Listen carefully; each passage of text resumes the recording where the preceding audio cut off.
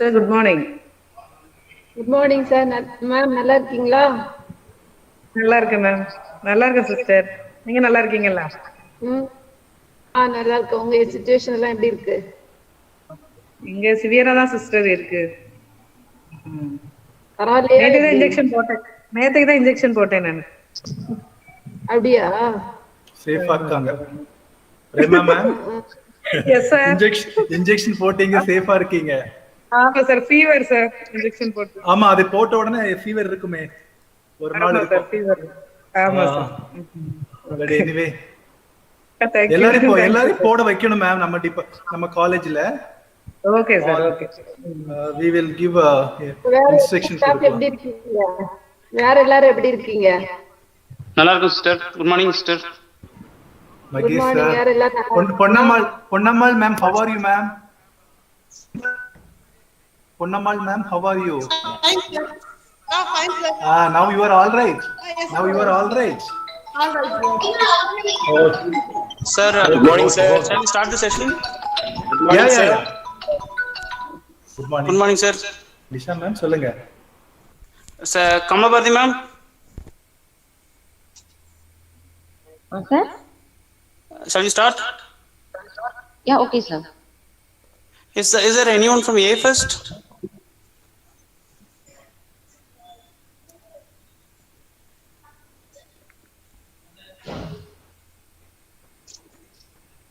Okay. So good morning to all of you. We can start the session.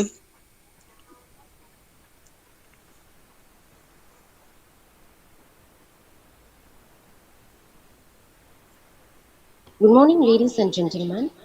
It's my pleasure to extend a cheerful welcome to you all. Your presence makes us very happy. Welcome to 2 days virtual international conference on Subalternity, Borders and Borderlands, organized by Department of English, JP College of Arts and Science, Tenkasi District, Tamil Nadu. This is Bharati. I'm here to host the event, and my co-host is Professor Mercy Jennifer. According to Johann Wolfgang, magic is believing in yourself. If you can make that happen, you can make anything happen. Just have a belief in yourself and follow the rules and end this pandemic situation. Prayer is the song of the heart. It reaches the ear of God. Let's start our program with the prayer. I would like to invite Professor Gina for the prayer. Our loving Father in heaven, we thank thee for this day and this session. We come to you this hour asking for your blessing. We are gathered together for our 2 days virtual international conference. We pray for your guidance and give us wisdom to understand every topic that we are going to discuss. We ask all in the beautiful name of Jesus. Amen.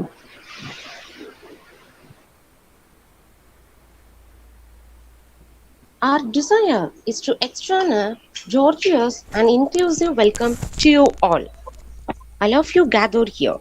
I would like to call upon Professor Jyoti Lakshmi to deliver the welcome speech.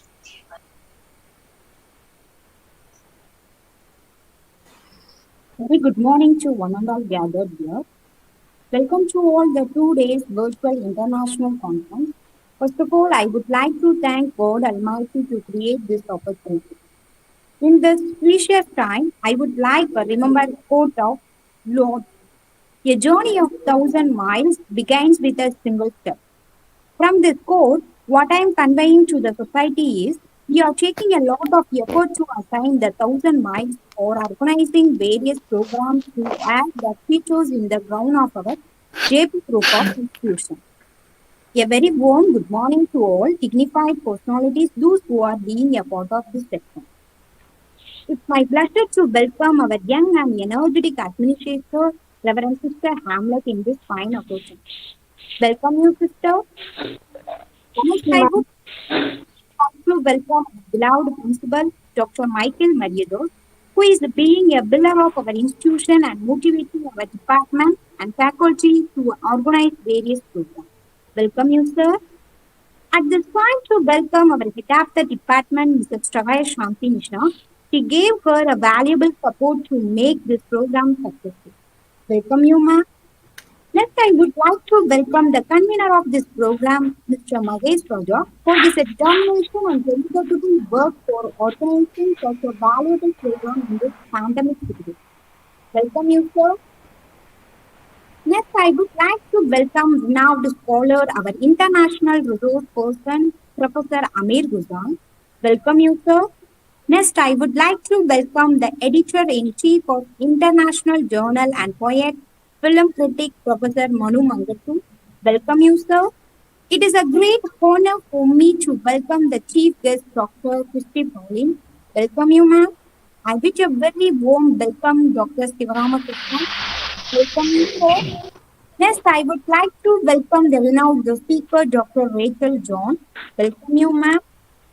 This is the time to welcome all my colleagues of our department for taking much effort to visualize this program from Kashmir to Kanyakumari. It shows their commitment towards the passion. Welcome you, friends. Now I would like to welcome dignified personalities from various institutions, those who are playing a vital role and being a part of the section and contributing their valuable suggestions to enrich their knowledge and motivate the student community. Welcome you all. And next, I would like to welcome our collaborator of Vinod Kumar, Chief Editor of Literary Today. Welcome you, sir. I welcome Sandhya Krishnan from AFS. Welcome you, ma'am. And it's my privilege to welcome you all in this blog today. Once again, I welcome you all for this fine international conference section. Thank you for giving me a nice opportunity. Thank you. Thank you, Jyoti Lakshmi ma'am, for your nice speech. Now it's the time for inaugural speech. Teachers, open the door, but you must enter by yourself. It's my pleasure to call upon our respected principal, Dr. Michael Mariadas, to deliver the inaugural speech. Pleasant morning to one and all present here. At first, I thank our Almighty, His grace on this special day. Behalf of our management, JP College of Arts and Science, it is my privilege and honor giving this inaugural address. At this juncture, I would like to refer words of Dr. Abdul Kalam. All of us do not have equal talent, but all of us have an equal opportunity to develop our talents. I feel this day is a great opportunity for us to have exposure and viable ideas to build our literary world. From my inner heart, I again welcome our keynotes and special address speakers of this day, Professor MD Amir Hossain, Professor Manu Mangattu, and our collaborator, Mr. Vinod Kumar, and Honorable Person, Dynamic Leader from AIFE City. We are very proud to have these eminent personalities with us. Finally, I share my happiness with our English department organizing team, Professor Magesh, Professor Nisha, and all our professional faculties team to take this conference initiative in an organized manner. Wish you all the best to each and everyone. Thank you very much. Thank you, sir. Thank you for your inaugural speech. It's a great day, once we have been planning and waiting for. I'm sure you will conquer this day. Now it's a time to release the conference abstract. I request Reverend Sister B. Hamlet, Administrator, JP College of Arts and Science, to release the abstract.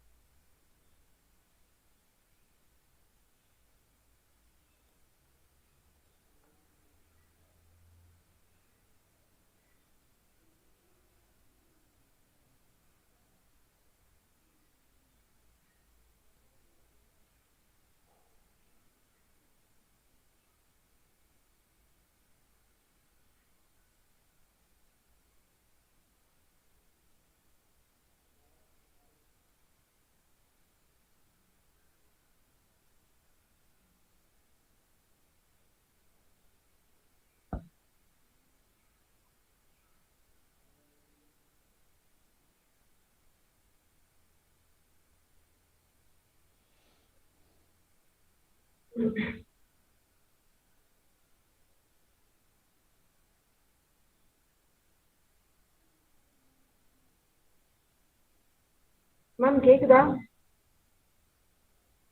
Yeah, sister, it is audible. Okay.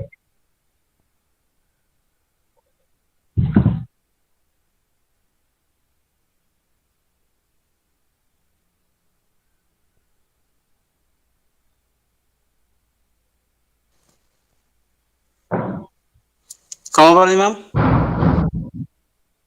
Sir? Yes ma'am.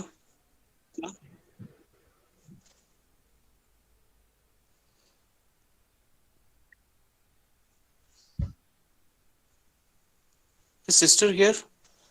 Yes, yes. Mahesh sir, wait a minute, sir. Okay, sister.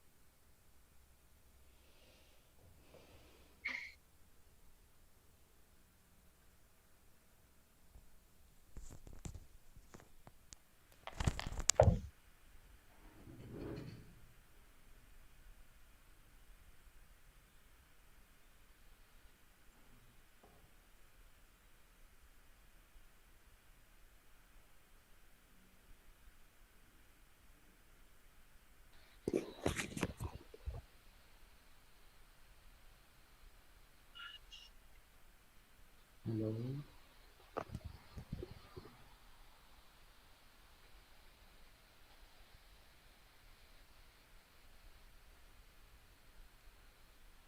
Hello.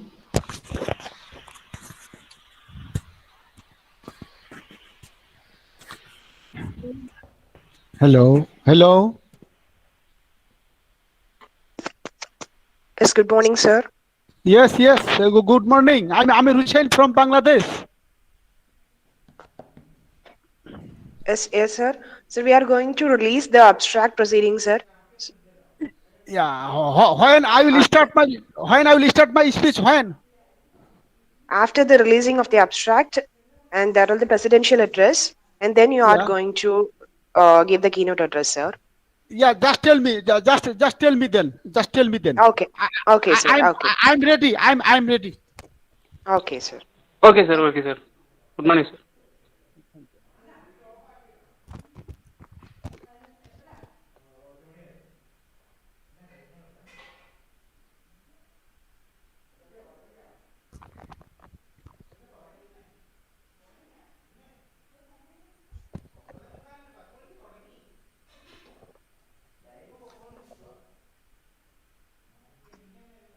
Sister, shall we release the proceedings, sister? Yes, yes, yes, you can proceed, ma'am. Okay, sir. Mahesh, sir, now you can present.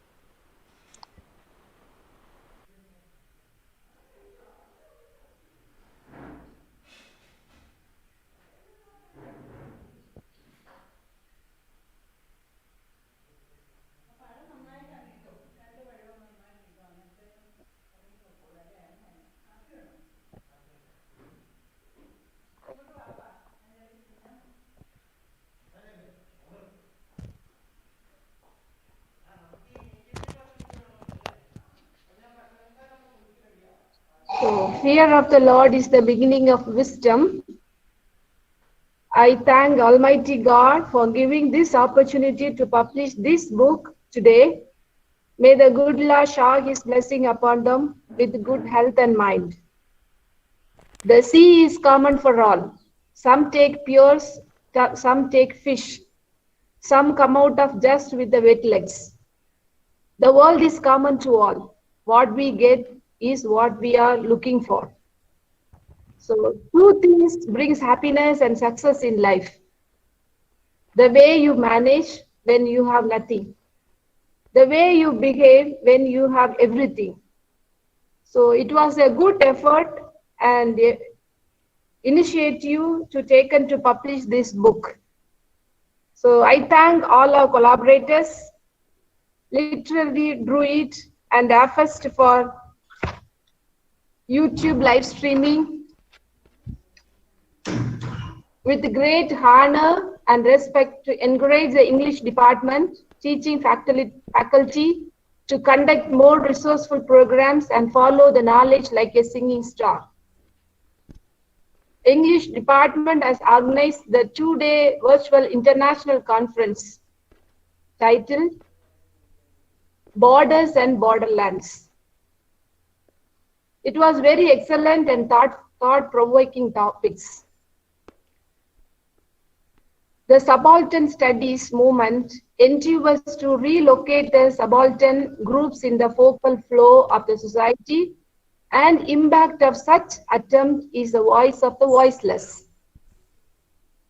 I congratulate the participants and the organizer.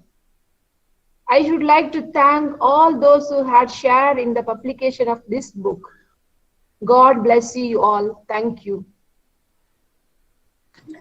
Thank you, sister, for your blessing. Now this is the time to deliver the conference theme.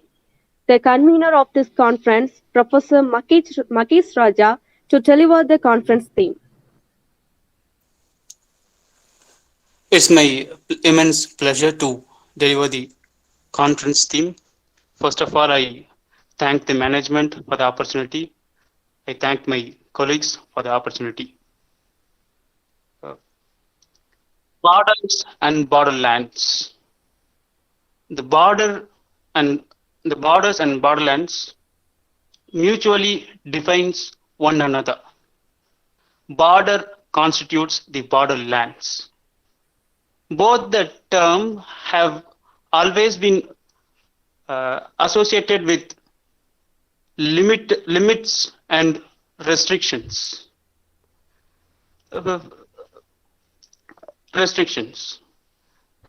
Not only in the geographical political lines, but also in the metaphorical constructs. There are many examples. The common thing is everyone say that some say that God made the land. Some say that it is nature that made the land.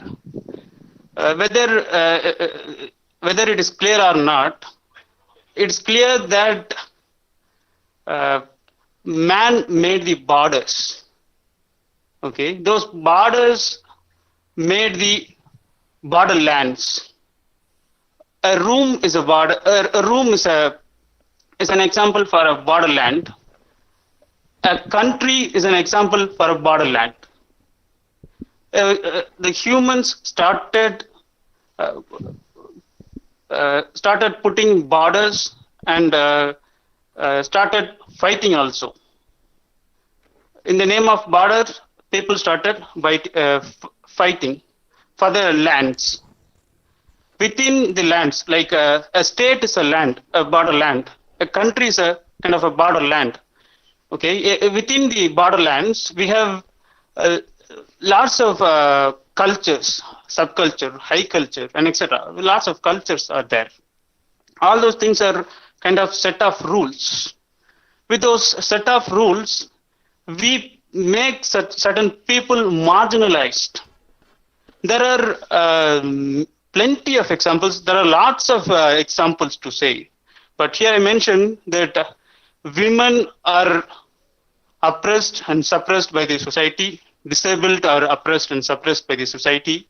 They were given borders. They were given rules and restrictions to behave. And there are plenty of other examples as well. Lower caste, lower class, etc. It will go. It will go long. There will be lots of examples. And what we are going to do is, this conference seeks to analyze and to identify. 1 second, please. This conference seeks to identify and to analyze the border making and the border permeability in the contemporary society through literature. To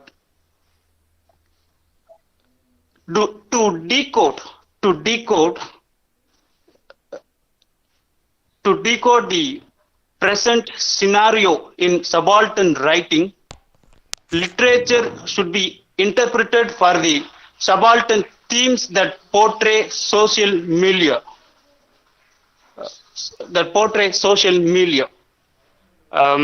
Hence, we request academicians, critics, and scholars to imbibe our meeting, to imbibe the subaltern study lucidly, where this concept of online meeting got incubated.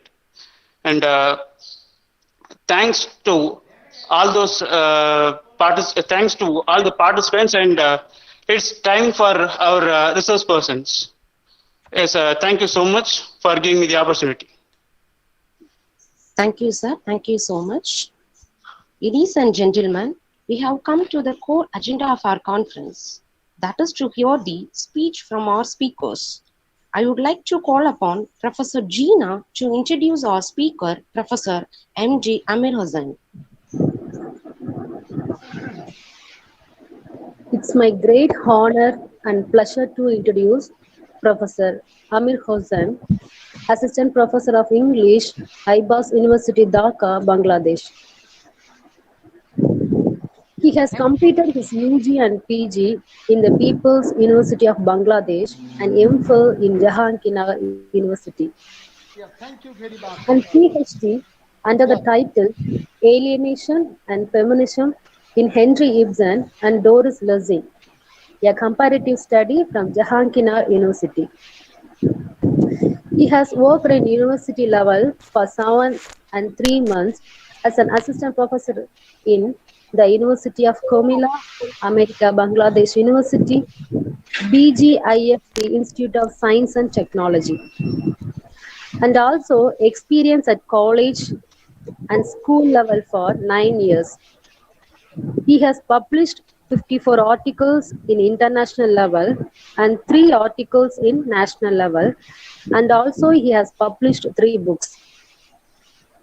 He has played several roles as keynote speaker, plenary speaker, special addresses in various colleges. He has awarded the Best Research Award by BDGOOD and an International Volunteer Group Certificate awarded by the Department of English at Jahannagar University in the year 2010. He has worked as a chief editor in Global National of Interdisciplinary Social Sciences, editor in International Journal of English Research, and also played a role as associate editor and book editor. He is the member of International Research Association, editorial board member, and reviver of international journals. Now I request Professor Amir Hossain to deliver keynote speech topic on Rethinking Subaltern Studies, Borders and Borderlands in Indian Literature in English. I welcome you, sir. Thank you very much for your appreciation, and also my thanks goes to the organizing committee. Are you hearing me? Hello? Hello? Are you hearing me? Yes, sir. Yes, sir. Okay, fine. Thank you. I would like to thank the organizing committee of today's virtual international conference, and especially my thanks goes to Mahesh Raj. Without his invitation, it is difficult for me today to deliver my speech on subalternity, borders and borderlands. And also my thanks the Department of English, JP College of Arts and Science, Tamil Nadu and India. My thanks goes to research scholars, participants, presenters, faculty members, students, and all sorts of participants and presenters my thanks goes to all for giving me a chance to say something on this today's topics. So for this purpose, I have prepared my keynote speech on rethinking subaltern studies, borders and borderlands in Indian literature in English. And so I have outlined some sorts of bullet points on these concerns, brief overview, subaltern. In this discussion, I would like to focus on identity, that is, what is subaltern and its characteristics, importance of subaltern, criticism, subaltern studies in Indian literature in English. Second discussion, I would like to focus on identity of borders, classification of borders, border conflicts, steps for border conflicts. And third point on borderlands, that I want to focus on identity of borderlands, India-Bangladesh borderland, regions of borderlands, conflicts, role of international law, borderland, conflicts in Indian literature in English. Through these points, I would like to deliver my speech on the confined themes. For this purpose, I would like to introduce you the brief overview of my discussion. The purpose of my speech is to deliver the postmodern development of subaltern studies with a view to finding out the past, the present state of the subalternity, so that today's students, teachers, researchers, scholars, critics of English literature can apply the theories and the approaches of subaltern studies if they are devoted to investigating literary genre, English literature, comparative literature, or global literature. To find out the inner meaning of subaltern writings creatively and critically, literary genre can be interpreted in the light of subaltern studies that reflect the social environment. To investigate English literature or global literature or any kind of literature with reference to the theme of subaltern studies, teachers, students, scholars, critics ought to be devoted to go into the deeper meaning of the literary text. To understand the borders and borderlands, my aim is to focus on the contemporary political challenges of the world that I have tried to discuss here, conflicts of the borders and the borderlands in the light of Indian literature in English have been given priority in my discussion. For this purpose, teachers, students, scholars, critics need to participate in the symposium, table talks, mini talks, workshop, poster presentation, and above all conferences nationally and internationally. If they are able to participate in such national or international conference, I obviously believe that they must gather practical experiences on subaltern studies, borders, and borderlands.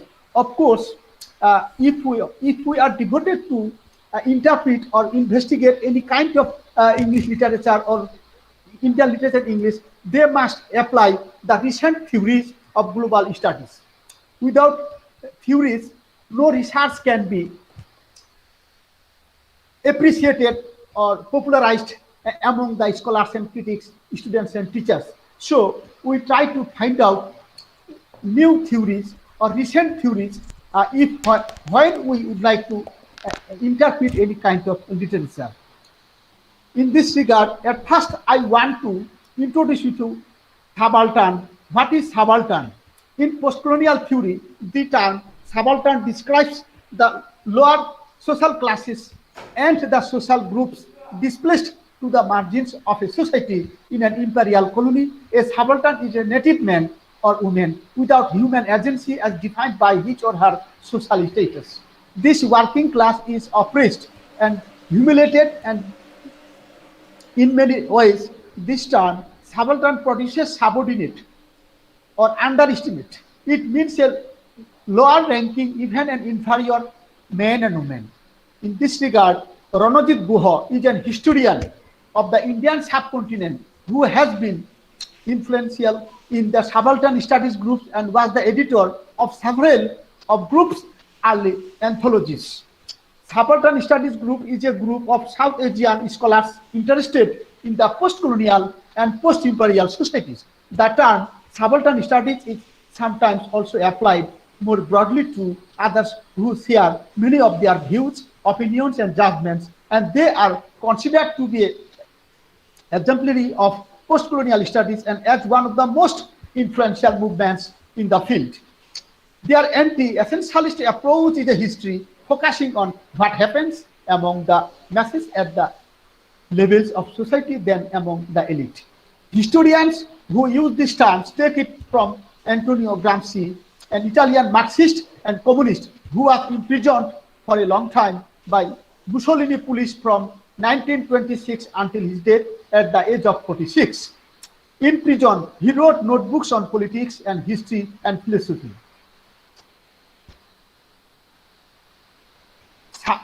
Now, that is the characteristics of subaltern approach. The word subaltern, as given to the Oxford Dictionary, stands for the general attribute of subordination, which is expressed in terms of a caste, class, age, gender, office, or any other way. It concludes the characteristics of defiance and submission. Historically, subaltern is a word used by the British Army to denote a subordinate officer, and subaltern studies is coined by the Indian scholars to describe a variety of approaches to the situation of global South, in particular in colonial and post-colonial times. Importance of subalternity. Subaltern studies analyzes the binary relationship of the subaltern and the ruling classes, and thus studies the interplay of dominance and subordination in colonial systems, most notably India. Though the methods of the movement have been applied to other nations, especially historical moments, even the Indian Home Minister feared revolution. Indian studies of Indian rebels seek to recuperate insurgent mentalities. And in this regard, I want to introduce you some sorts of globally famous critics and scholars who have expressed their opinion about subaltern studies. One of the group's early contributors, Sumit Sarkar, entitles one of his essays Decline of Subaltern in Subaltern Studies, criticizing the term of Foucauldian studies of power knowledge that lives behind many of the empiricist and Marxist efforts of the first two volumes, Subaltern Studies. He writes that the socialist inspiration behind the early volumes lead to a greater impact in an Indian itself, while the later volumes focus on Western discourse, reifying the subaltern colonizer divide, and then rising in prominence mainly in Western academia. Even Gayatri Chakraborty's Viva, one of the most prominent names associated with the movement Subaltern Studies, has called herself as a critic of metropolitan post-colonialism. Indian sociologist Vivek Siva has criticized the premise of subaltern studies for its obfuscation of class struggle and class information. In its analysis, accuses it of excising class exploitation from the history of the operation of the subaltern group. His critique explains in his books Post-Colonial Theory and The Spectre of Capital is focused on the works of two Indian scholars, Ranajit Guha and Dipesh Chakraborty. According to Siva, subaltern scholars tend to recreate the Orient as a place where cultural differences negate analysis based on Western experiences. According to Ranajit Guha, subaltern studies intervenes in historical schools of thoughts that cannot represent the history of nationalism in India without celebrating the role the elites being played in the bringing larger nation into the discourse. This existing version of history, Guha argues that discounted subaltern contributions and the subaltern studies group aim to rectify the elitist bias in a field dominated by the eliticisms, colonialist eliticisms, bourgeois nationalist eliticisms. In Gramsci and Peasant Subalternity in India, Gramsci's use of the term subaltern invites us to appreciate the common properties of the subaltern groups as a whole, the shared fact of their subordination, their intrinsic weakness, their limited strength, the special revolutionary character of the industrial proletariat as envisaged by the Marxists and the angels of the Communist Manifesto is correspondingly played down. Gramsci does not dispute that the proletariat has advantages of organization and consciousness and has seen he expects it to establish the hegemony over the subordinate and subservient classes, and it has many of the negative attributes of the peasantry, that is farmers, passivity, disunity, spontaneity, etc. Gramsci's observation on the Indian farmers are scattered through his writings. To treat the peasantry in isolation is one of the strengths and the directions of his contributions to the theoretical and empirical investigation of the peasantry. Peasants are always represented as a class in relation to the others, always a subaltern group subject to others, whether to feudal lords, to the bourgeois, or to the leader of the proletariat. He attributes subalternity to the poverty of the farmer, to his location within a feudal or capitalist mode of production.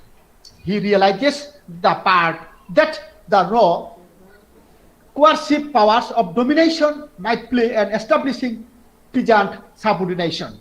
His purpose, that is Gramsci's purpose, is to explain why the state power, especially in modern capitalist societies, is so difficult to overthrow and why subaltern classes accept their subordination. He finds little evidence of autonomy in peasants' movements, both in specific sense of their failure to generate their own leadership and organizations to formulate their own demands effectively, in the broadest sense of being unable to mount an ideological and political assault capable of overthrowing the domination and hegemony of the ruling classes.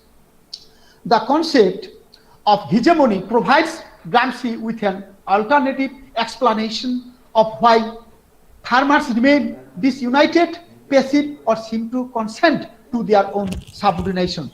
His reading of Italian history and the politics of the day leads him to believe that hegemony is responsible for the strength of the state power, and the ruling class supremacy in modern capitalist society accounts for the seeming reluctance or inability of the masses of the city and the countryside to rise up against them. Despite their subordination, peasants retain some positive cultural and political attributes of their own, which cannot be integrated into the domination or hegemony of the ruling classes. In alliance with the intellectuals and industrial workers, farmers have the capacity, in his view, to overthrow the ruling classes, to help to free themselves from the subordination. Now, I would like to discuss in front of you subaltern studies in the light of Indian literature in English. At first, Ranjit Guha's elementary aspects of peasants' insurgency in colonial India, which is considered one of the inaugural works of the subaltern groups.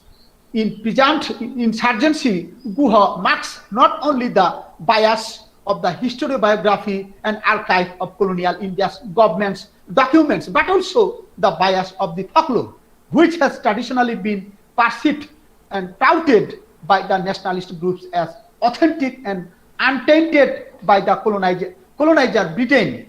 For Guha, any colonial historiography of the peasants in India is tainted by a bourgeois lens, either through the colonial agenda or through the nationalist agenda. Guha's intervention is to trace the mounting everyday actions that are silenced in favor of the larger event. In this intervention, he moves to dispel the notion that Indian colonial subjects are powerless during the colonial time, that is British colonial rule, especially from 1783 to 19. Instead, he seeks to describe from the peasant's point of view the complex relations of subordination dominance, and subsequent rebellion. Another text that I want to discuss here, Arundhati writes The Ministry of Utmost Happiness, which presents a controversial discussion among critics and scholars in the field of English literature. The novel is regarded as a camouflage of contemporary socio-political problems that are relevant to the subaltern studies in global South context. The novel is about everyday and everything happening in rapidly changing India, particularly about displaced and marginalized communities through this protagonist, Anjum, that is a hijra. Transgender issue has been reflected in this novel. Gender discrimination, caste inequality, capitalism, and also socio-political concerns have been presented very faithfully in this novel. The Ministry of Utmost Happiness is an outburst of Arundhati Rai's treatment of the new subaltern who are the victim of social and political crisis. Anjum has been portrayed as a subaltern. The central character of the novel is a hijra. In terms of rights, they are the most marginalized people in a society, particularly in India and Bangladesh.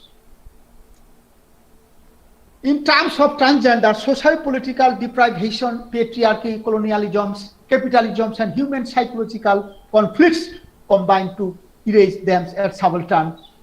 Nemo, a transgender residing at Kwasbag, tells Anjum, "Do you know why God made hijra?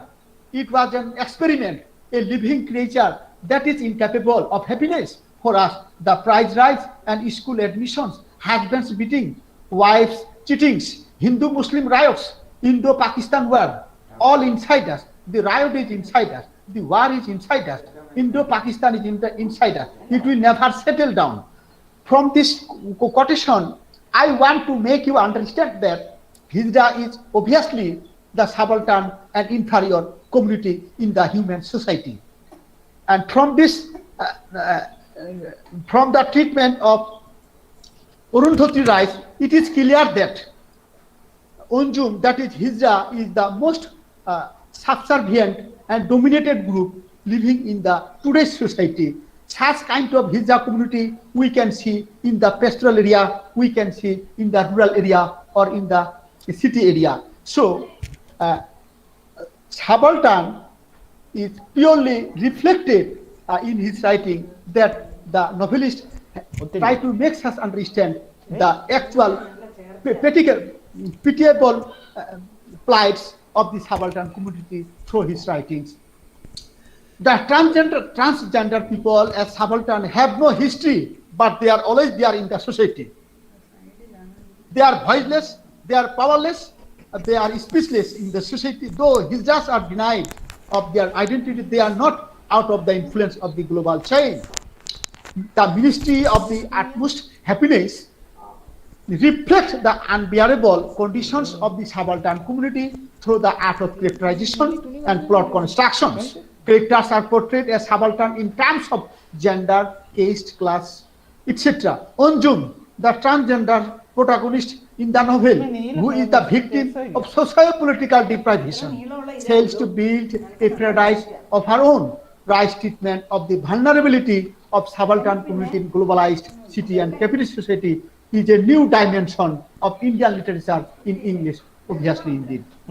Another text, Mulak Raj Anand's novel Untouchable. It is obviously a globally famous novel and very popular novel in Indian subcontinent. Mulak Raj Anand is one of the novelists of the subaltern studies in Indian literature in English. Anand is influenced by Maxim Gorky's Creatures That Once Were Men, while he writes his first novel Untouchable in 1935. Which is about a day's life of an 18-year-old latrine cleaner. His name is Bakha. In the Punjab town of Bulandeshwar, the novelist draws the theme from James Joyce's Ulysses and Aristotle's concept of three unities, that is, unity of time, unity of place, and unity of action. His novel resembles in the thematic Odia novel Horizon by the Janapath awardee Gopinath Mohanty. which is about the lips of the latrine cleaners. Baka's friends say they think we are dirt because we clean their dirt. And it means that the drain cleaners are very poor people. They are dirty people. They are filthy people.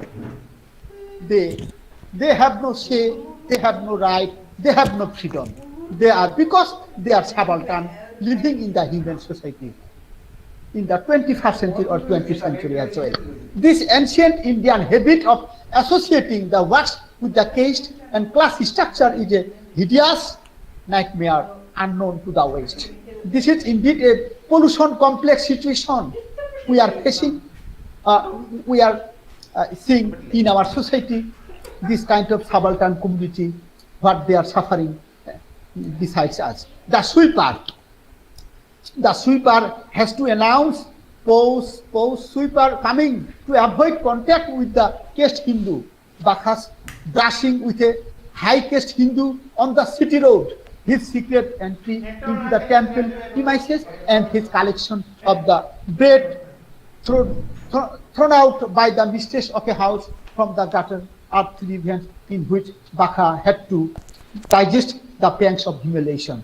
He boiled with rag, he shivered, his broad, impassive face was pale with the hostility, but he could not do anything. He hung his head and walked with a dropping chest. The protest boils down to the silence, and important wrecks this character appear in the novel with a solutions to the stigma of untouchability. The missionary encourages conversion to the Christianity which regards everybody as the sons of God. However, the novel Untouchable has been translated into 20 languages of the world. It is an impassioned outplay for social justice and equality. It shows the evil effects of untouchability and criticizes social and psychological, moral, philosophical, historical aspects of human life. The novel not only focuses on the pathetic, unbearable conditions of the untouchable, but also penetrates deep into the psychological dualities of the conditions. In this regard, we can mention E.M. Forster's opinion regarding sweeper, that is latrine cleaner. The sweeper is worse off than a slave. For the slave, many may change his master, his duties may even become free, but the sweeper is bound to his master, forever born into a state from which he cannot escape, and where he is excluded from social intercourse and the consolation of his religion. Unclean himself, he pollutes others when he touches them. Thus, the novel Untouchable has projected the subaltern in the light of Dalit literature.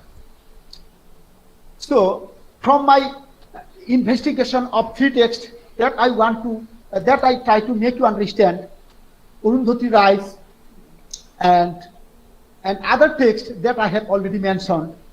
From this text, I have learned that the Indian novelists have tried to focus the actual picture, the real picture of the subaltern groups in their writings. Now, I would like to discuss borders. That is different from subaltern or subalternity or subaltern studies. Borders and border conflicts are certainly political concerns which are happening around the world. In this regard, I want to introduce you the identity of borders. Border means a boundary, especially of a country or a state, the outer edge of something, the border of the woods, a decorative steps on or near the edge of something. We live in a very bordered world. The daily news is filled with the controversy in the social media concerning the political, cultural, social, economic borders that crisscross Earth's surface. Borders are central features in current international disputes or conflicts relating to the security, migration, trade, natural resources. They factor prominently into local debates over land use and property rights here. Countries protect their borders for several reasons. One is to keep out invaders, the attackers. That is especially true in areas where two or more countries have fought over the same land for many reasons. In this regard, we can mention Palestine and Israel, for example, have disputed that their territory since 1967. Borders are established through agreements between political or social entities that control those areas. The creation of these agreements is called boundary delimitation. Some borders, such as most states' internal administrative borders or interstate borders within the Schengen area, are open and completely unguarded. Schengen area, Schengen country, they have no restriction, they have no border restriction. They can travel in any country. 26 countries are known as Schengen countries. 26 countries, so far as I know. They have no border restriction like India, Bangladesh, Pakistan, Afghanistan, Middle East, or global South countries. The governments of a region can create and apply laws within its border. Borders change. Sometimes people in one area take over another area. Sometimes land is traded or sold peacefully. Borders are political and geographical boundaries of political entities or legal jurisdictions, such as governments, sovereign states, federated states, and other subnational entities. Borders may foster the setting up of buffer zone, buffer state. Classification of the borders. There are, according to the political thinkers, critics, and scholars, borders have classified into several types: political borders, natural borders, landscape borders, geometric borders, frontier borders, maritime borders, airspace borders. And now I want to say on political borders. Political borders are imposed on the world through a human agency, although a political border may flow a river or mountain range, such as a feature does not define the political border, even though it may be a major physical barrier to crossing. Political borders are classified by whether or not they flow conspicuous physical feature on the earth. Natural borders. Natural borders are geographical features that represent natural obstacles to communication and transport. Existing political borders are often a formalization of such historical natural obstacles.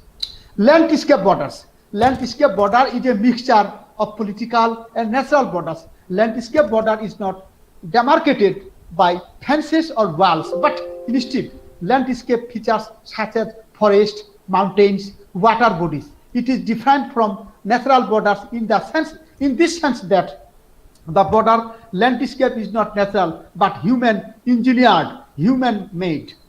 Such a landscape border differs from borderlands. Natural geography and its building requires tremendous human labor and financial investment. Geometric borders. Geometric borders are formed by straight lines, such as lines of latitudes or longitudes, regardless of the physical or cultural features of the area. Such political boundaries are often found around the states around the world that develop out of colonial holdings such as North America, Africa, and the Middle East. Frontier. Frontier is a border that is often ended to one side, identifying and expanding borderlands to one side. This type of border has been identified as a particular state of mind for human activity. Maritime borders. A maritime border is a division enclosing an area in the sea where a nation has exclusive rights over the mineral, biological resources, encompassing maritime features, limits, and zones. Maritime borders represent the jurisdiction borders of a maritime nation that are recognized by the United Nations Convention on the Law of the Sea. Maritime law, that is maritime law. Airspace borders. Airspace border is the atmosphere located within a country's controlled national and international maritime borders. All sovereign countries hold the right to regulate and protect area space under the international law of the air government, with international agreements, a country can assume the responsibility of protecting and controlling the atmosphere of her international airspace, such as a specification. Airspace regulations are set by nations, and the local governments within an airspace regulations of airspace differ by country and locations. Border conflicts occur because we do not know, we do not like whether the line is, where the line is. The disputes or conflicts that cross boundaries are more complex. They are likely to involve other border crossing between the two countries, often otherwise not in dispute. Border conflicts refer to disputes over the division of land or water bodies among two or more independent countries. Boundary disputes may evolve from historical or cultural claims or may be brought on by competition or resource exploitation. Border conflicts are related to the position of natural resources such as river conflicts, fertile farmland conflicts, mineral conflicts, petroleum resources conflicts, although the disputes can be driven by culture, religion, society, ethnic nationalism. Border conflicts are currently seen among some countries of the world. They include India-China border conflicts, Palestine-Israel border conflicts, North Korea-South Korea border conflicts, Kashmir-India border conflicts, China-Tibet-Georgia border conflicts, America-Mexico border conflicts, Russia-Ukraine border conflicts, and Myanmar-Bangladesh border conflicts, and so on. So, in this regard, the head figures of the country or the United Nations Security Council must take fruitful steps to control border conflicts. International peace and security, like United Nations Security Council, shall first of all seek a solution by negotiation, inquiry, mediation, conciliation, arbitration, judicial settlement, resort to regional agencies or arrangements or other peaceful means of their own choices. And now I discuss last point of my speech, borderlands. What is borderlands? A borderland or borderlands are the geographical space or zone around a territorial border. Borderlands define land located on or near the border or an intermediate area, solutions or situation or the conditions. The borderland between sleeping or walking. The border represents the limits of a capitalism system within the global paradigms, while the lands are the countries involved in his issue. The military operation and gender violence so familiar to rural Myanmar. If we look at the situation, current Myanmar situation or Burmese situation in conflict zone is now affecting the urban middle and working classes groups that were long sheltered from the country's borderland conflicts. India-Bangladesh borderland, this you can see in the picture. A borderland is a vague or undetermined place created by the emotional residue of an unnatural boundary. It is a constant state of the transitions. The prohibited and forbidden are its inhabitants. The term borderland addresses the regions that surround international borders.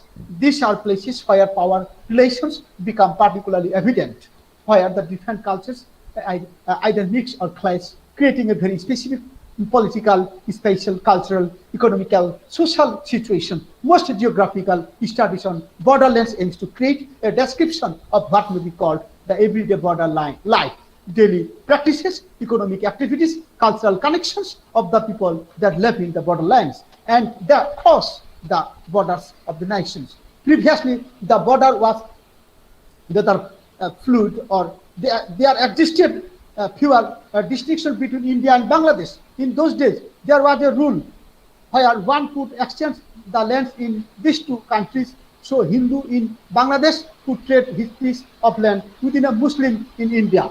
They had many relatives here and there because there was no fence, there was no border at that time. People could keep visiting until recently people in the area did not have phones or internet connections. How did they remain in touch with their families across the border? The answer presented itself in the form of the Milan Mela. Each year, Milan Mela is held between India and Bangladesh border. Now, another picture that we can see, borderlands conflicts around 5,000 Bangladeshi girls are reportedly trafficked into India every year. Most are told they will find a better job in India. Some get kidnapped or few are knowingly cross the border. A handful are rescued and sent to the shelter homes till their repatriation, which can take around 4 years, especially when their families refuse to identify them in order to protect familial prestige. A majority of the girls in these shelter homes are either victims of trafficking or have escaped it. Most of them are not aware they are being trafficked. They are either swindled with the promise of a job or a chance to be in Indian entertainment history. Some of these girls do not want to go back to their native land because their own family are complicit in their trafficking. Despite this, as per norms, the girls are sent back to their families without any consideration of their own choice in the matter. Notably, when a family crosses the border, gets caught and rescued, the parents and children are put in separate shelter homes. After some time, the parents are repatriated, but not their children. Now we discuss regions of borderland conflicts. Borderland conflicts are a major cause of wars and terrorism. As states try to assert their sovereign over a territory through invasions. Non-state entities try to influence the action of the politicians through terrorism. International law does not support the use of force by one state to annex the territory of another country. The United Nations Charter states that all members shall refrain in their international relations from the threats or use of force against the territorial integrity or political independence of any country, or in other manner in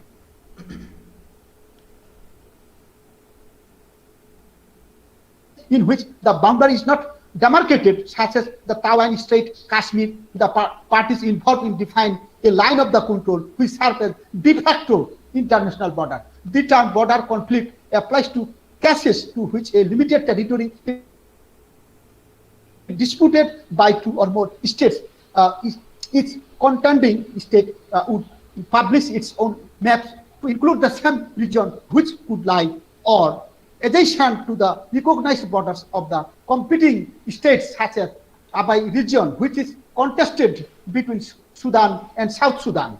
With border conflicts, the existence of the rival state is not being challenged, such as the relationship between the Republic of China and People's Republic of China, or the relationship between South Korea and North Korea, or India and China. But each state recognizes only the shape of the rival state as not containing the claimed territory in spite of who actually governs the land, but it is recognized in the international community.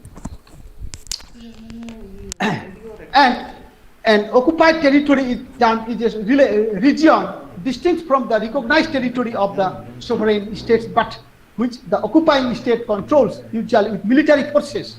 A long-term occupation is maintained as a means to act upon territorial claim, but an occupation may be strategic, such as creating a buffer zone or preventing a rival power obtaining control, or a means of coercion, such as punishment to impose some internal measures or for use as bargaining chip. The term in redentism applies to border disputes, but also to wider territorial claims. If a nation emerges when declaring independence from a larger state, its ultimate recognition may not always grant the new state control over the territory. It is like a part of the declaration. Those lands remain unredeemed territory in the eyes of the nationalist movement from the state, but do not cause a problem between the governments on each side of the border. In cases the territory is achieved through historical conquest, such as an empire, traditionalists may view former colonies as unredeemed territory.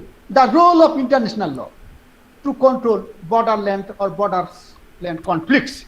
Territorial disputes have significant meaning in the international society, both by their relation to the fundamental rights of the state's sovereignty and also because they are important for international peace and happiness for the nations, for the country. International law has significant relation with the territorial disputes because territorial disputes tackle the bias of the international law. The basis of the international law, the state territory international law is based on the persons of the international law, which requires a defined territory. Therefore, the breach of a country's border or territorial disputes pose a threat to a state's very sovereignty and the rights as a person of the international law. In addition, territorial disputes are sometimes brought to the International Court of Justice. Territorial disputes cannot be separated from the international law, whose basis is on the law of the state borders, and their potential settlements relates to international law and the court. Border conflicts in literature. Border conflicts in literature. In the novel Train to Pakistan, Khushwant Singh presents the bizarre story of the partition of India and Pakistan. The events are deemed as one of the blackest chapters of human history. Khushwant Singh wants to explore the brutal and hypocritical image of humankind. Partition is the age of darkness everywhere in India, Pakistan, Bangladesh, or beyond around the world. Millions of refugee homes are evicted, displaced forcibly and illegally. Partition is a traumatic experience in the postmodern times. It brings to a short, long, and communal shared history and cultural heritage. Thus, Khushwant Singh's treatment of partition and communal rights are faithfully presented in the novel Train to Pakistan. The last point, Amitabh Ghosh has focused on political interferences in the contemporary world in relation to his work, The Shadow Lines. The novel, The Shadow Line, represents Amitabh Ghosh's treatment of direct confrontation with national and national identity. It's about characters' personal identity. It represents the consequences of the partition and concerned with the partition of the Bengal border. There is character Thama, the grandmother or the unnamed character through whom the issue of the Bengal partition, the idea of the nation, nationalism, nationalhood have been discussed. The characters and societies are rooted in the solid soil of the reality of human life. The shadow lines can be read as destabilizing the fixed binary logic imposed on nation and others' identity, history, memory in the construction of the national boundaries. Ghosh represents national identity in a way which focus on to acknowledge the ambivalence of boundaries, even we accept that partition is necessary. The shadow lines is the partition of partition novel explained in his books that questions the concept of the border, questions very seriously whether the shadow line that are inscribed to separate peoples into different nations has any validity, whether it has an absurd illusion. It is Ghosh's contentation in this novel that borders are fictive and elusive, that they defeat and negate the very reason behind their ostensible existence. The partition is divided manifestation of the claim that post-colonial nations are founded in a bloody inservience of the umbilical cord on that fortified borders between nations, states with nations, and remorseless violence. This discourse of nationalism effect to make sense of the absurd loss of the peoples that occur the novel has made the reader to discover the world is not a simple place can see and in at last, but there are no inexorable facts hidden in their solid lines as it leads to political aggression and violent bloodshed. The boundaries between nations are like shadow lines of the hatred, hostility out of national sentiments. The novelist shows ordinary people try their best to seek mutual sympathy, mutual relationship among various ethnic groups of the subcontinent. There are some people like Thama believe in not only drawing lines as part of faith, but also respecting them with blood. The border that carves at the times of the partition leads to further brutality in the form of those riots, pogroms, and organized historical distortions and cultural depletions with which the history of independent India replete. This is the end of my speech, and that actually I have discussed my points: borderlands, conflicts, and several texts that have already mentioned, and also I have given priority on subaltern studies, and through that I want to say that we want peace, we do not want war in any country of the world. So we must not hate the inferior community that is subaltern. We love. They are They have blood like us. They have flesh like us. So we should, we can take lesson from the literature. We can take lesson from the political history, literary history, that we love poor of the poorest like Mother Teresa. It should be our motto to behind the subaltern or any other poor people living in our society, in our community, and in our culture. This is the end of my discussion. Thank you, everybody, and thank you listening my lecture. My thanks goes to the organizing committee of the English Department, JP College of Arts and Science. Also, my special thanks goes to Mahesh Raj. Without his invitation, it is impossible for me to deliver my speech on subaltern studies, borders and borderlands. Thank you very much for your listening, for having your time. Thank you. This is the end. Thank you very much. Thank you, sir. Thank you for sharing your expertise in the session. Thank you. Now the session is open for an interaction. Subaltern studies, borders and borderlands.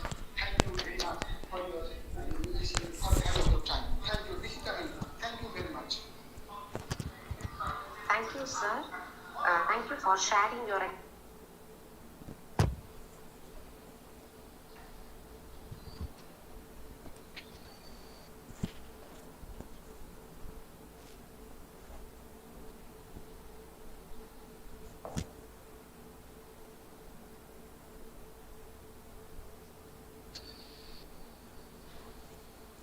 Very good morning to all.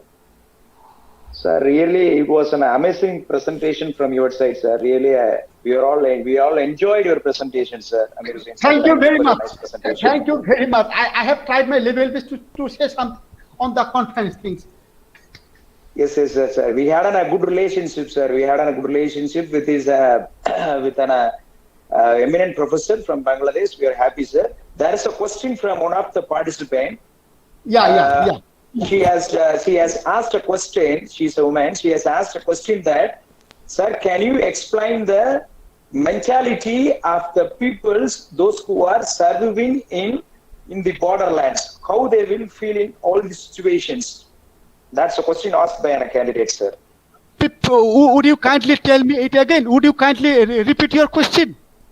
Yes, sir. I will repeat you. She has asked a question that, can you explain the mentality of the people living in the borderlands? Of course, I am also living in my village, my district is beside the borderland. India, Bangladesh, the last border, the Thakurgaon district. From my personal experience, I can share with you, since I am a resident of borderland, Thakurgaon district is near, that is West Bengal. The naturality of borderland, people living in the borderland area, of course, the scenario is very difficult. The scenario is very beggar description. The people living in the borderland, actually they are farmers, they are day laborers, they are rickshaw pullers, they are poor, they are subaltern. They have no rights. They don't get. They are deviated from proper facilities. They have no electricity. They do not get any modern amenities like living in the people of Dhaka. So, but another problem, if I want to share with you, nationality of the people living in the borderland, the scenario, the question is that the people are actually very poor, but some people living in anti-social activities, crime. They hijack or they trap people just for the small amount of money.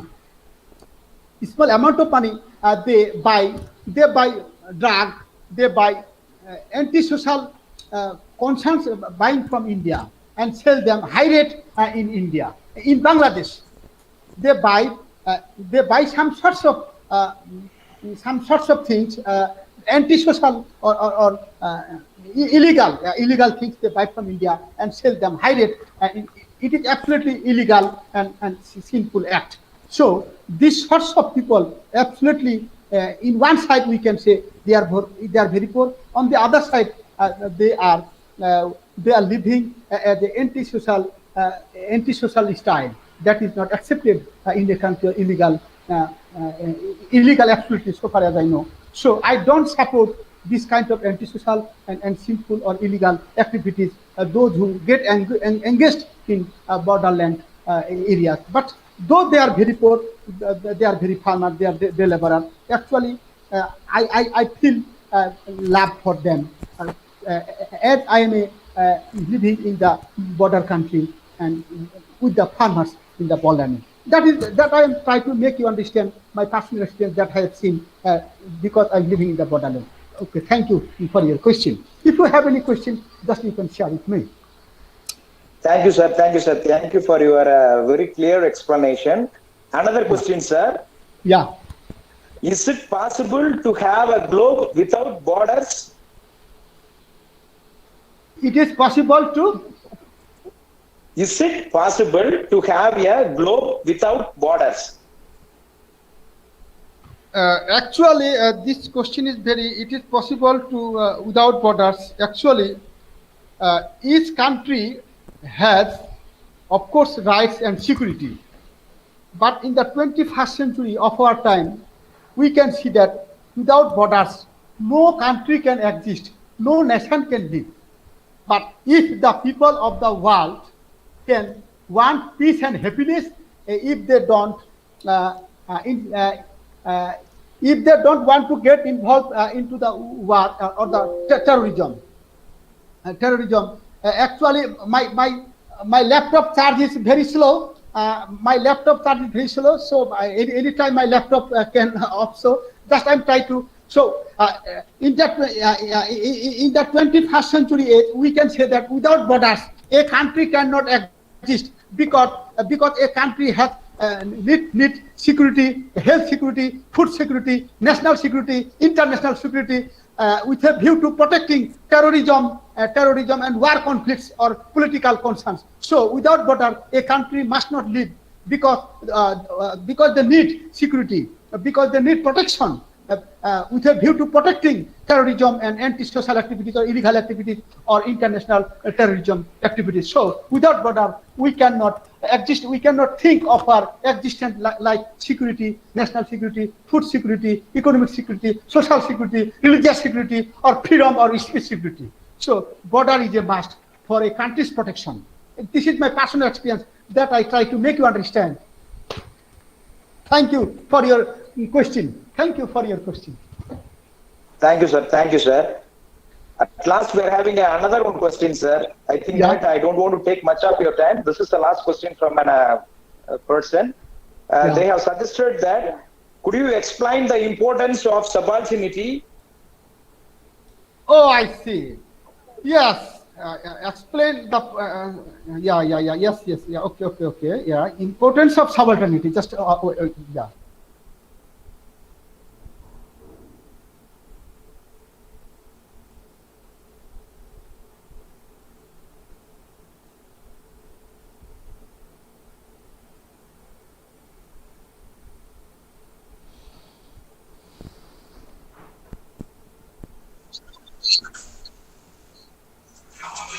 Thank you.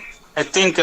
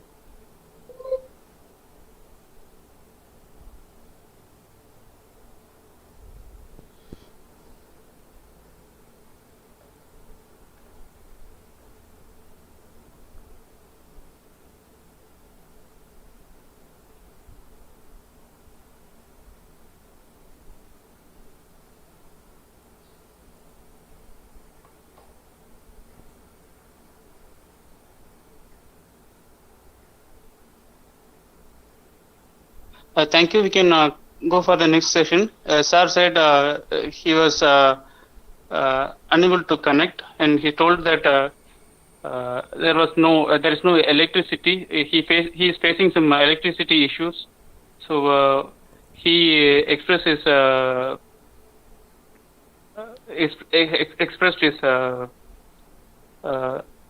sorry. So sorry. We can continue with the next session. Okay. Thank you for your knowledgeable question. Now we are going to the second session. I would like to call upon Professor Makesh Raja to introducing the special address our next speaker, Professor Manu Mangattu.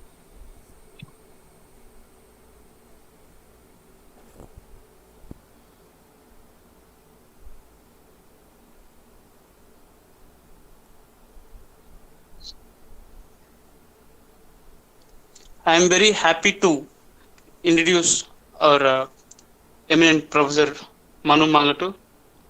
A poet in heart dies in art, he says. He's a poet, he's a lyricist, an editor, a film critic, publishing expert, and a research consultant. He has edited 20 volumes with reputed publishers like Penguin, Harvard University Printing Press, Routledge Publishers, and so on. He has published more than 9 books, 79 international research publications, 97 academic publications, and lots of poetry collections. As a professor, in his stint as a professor, he has done many UGC-funded research projects. One such example for the research project is in 2017 he has completed a research on a research on Sachin Tendulkar as an aesthetic experience, and he has done MOOC course on romantic literature, and currently Manu Mangattu sir offers free net coaching for economically backward students through online mode. And I request Professor Manu Mangattu sir to deliver his special address on the topic Understanding Epistemic Violence, the Heard and the Unheard. I invite you, sir. The session is open to you. Thank you, Mahesh. Am I audible? Am I visible? Yes, sir. You're audible. Okay. Thank you so much for your kind introduction.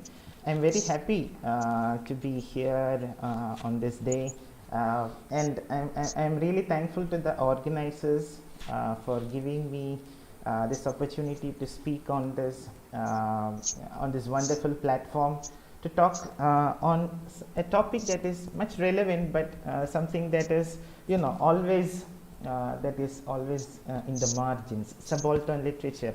And I express my thanks to the college, the management, JP College of Arts and Science, and of course my newly acquired friend Makesh Raja. He has been a wonderful friend of mine, so friendly, so approachable, so nice, such a nice human being to interact with. So thank you, Mahesh, for this, the camaraderie that you have shown over the past many days when we started discussing about this lecture and conference. It was wonderful being with you all in this college and with this department of English. Now, I guess I shall get ahead with my lecture. Our seminar, our conference is on subalternity, borders and borderlands. And I mean, it couldn't have been better because we had an introductory session by someone across the borders, and he enlightened us a lot of things about borders and borderlands, and I was dumbstruck at his ideas on Indian literature in English. It was very enlightening. And I especially liked one of the questions that somebody posed. The question was, can we have a globe without borders? That was a lovely question, a question that people have been asking for many years. Robert Frost brought forth this question, and he tried to answer it in his own way when he spoke about, when he wrote mending walls, what I am walling in and walling out, and to whom I am like to give offense. So, but yeah, there are these are questions that we need to always discuss, more than find answers to the questions. To keep these questions in discussion, in the debate, is the beauty of it all. So, coming to my topic, understanding epistemic violence, the heard, the unheard, and the subaltern.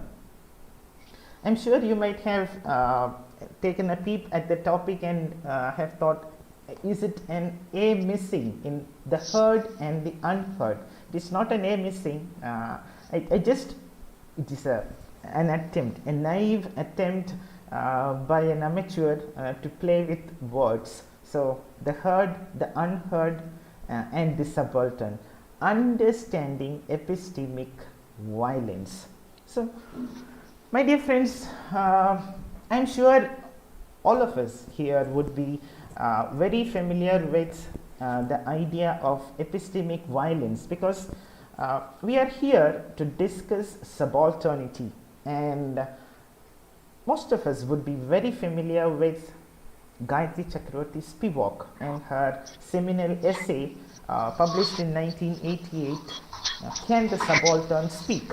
Actually, a remake, or it was originally a lecture that she delivered in 1984 and 83, and it was later published in 1988. And it is in this essay that Spivak, brings this issue of epistemic violence to our attention.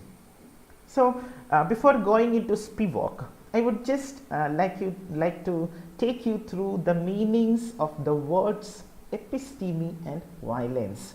You know what violence is. We all commit a lot of violence, and we all have been, the subject and the object, the offender and the receiver of so many acts of violence. But what is this episteme? The word episteme, when we discuss these modern, postmodern theorists, especially people like Foucault, we always come across this word episteme. Episteme is simply of or relating to knowledge. It is about knowledge. Episteme is about knowing. It is about the cognitive. So epistemic, something that is related to knowledge.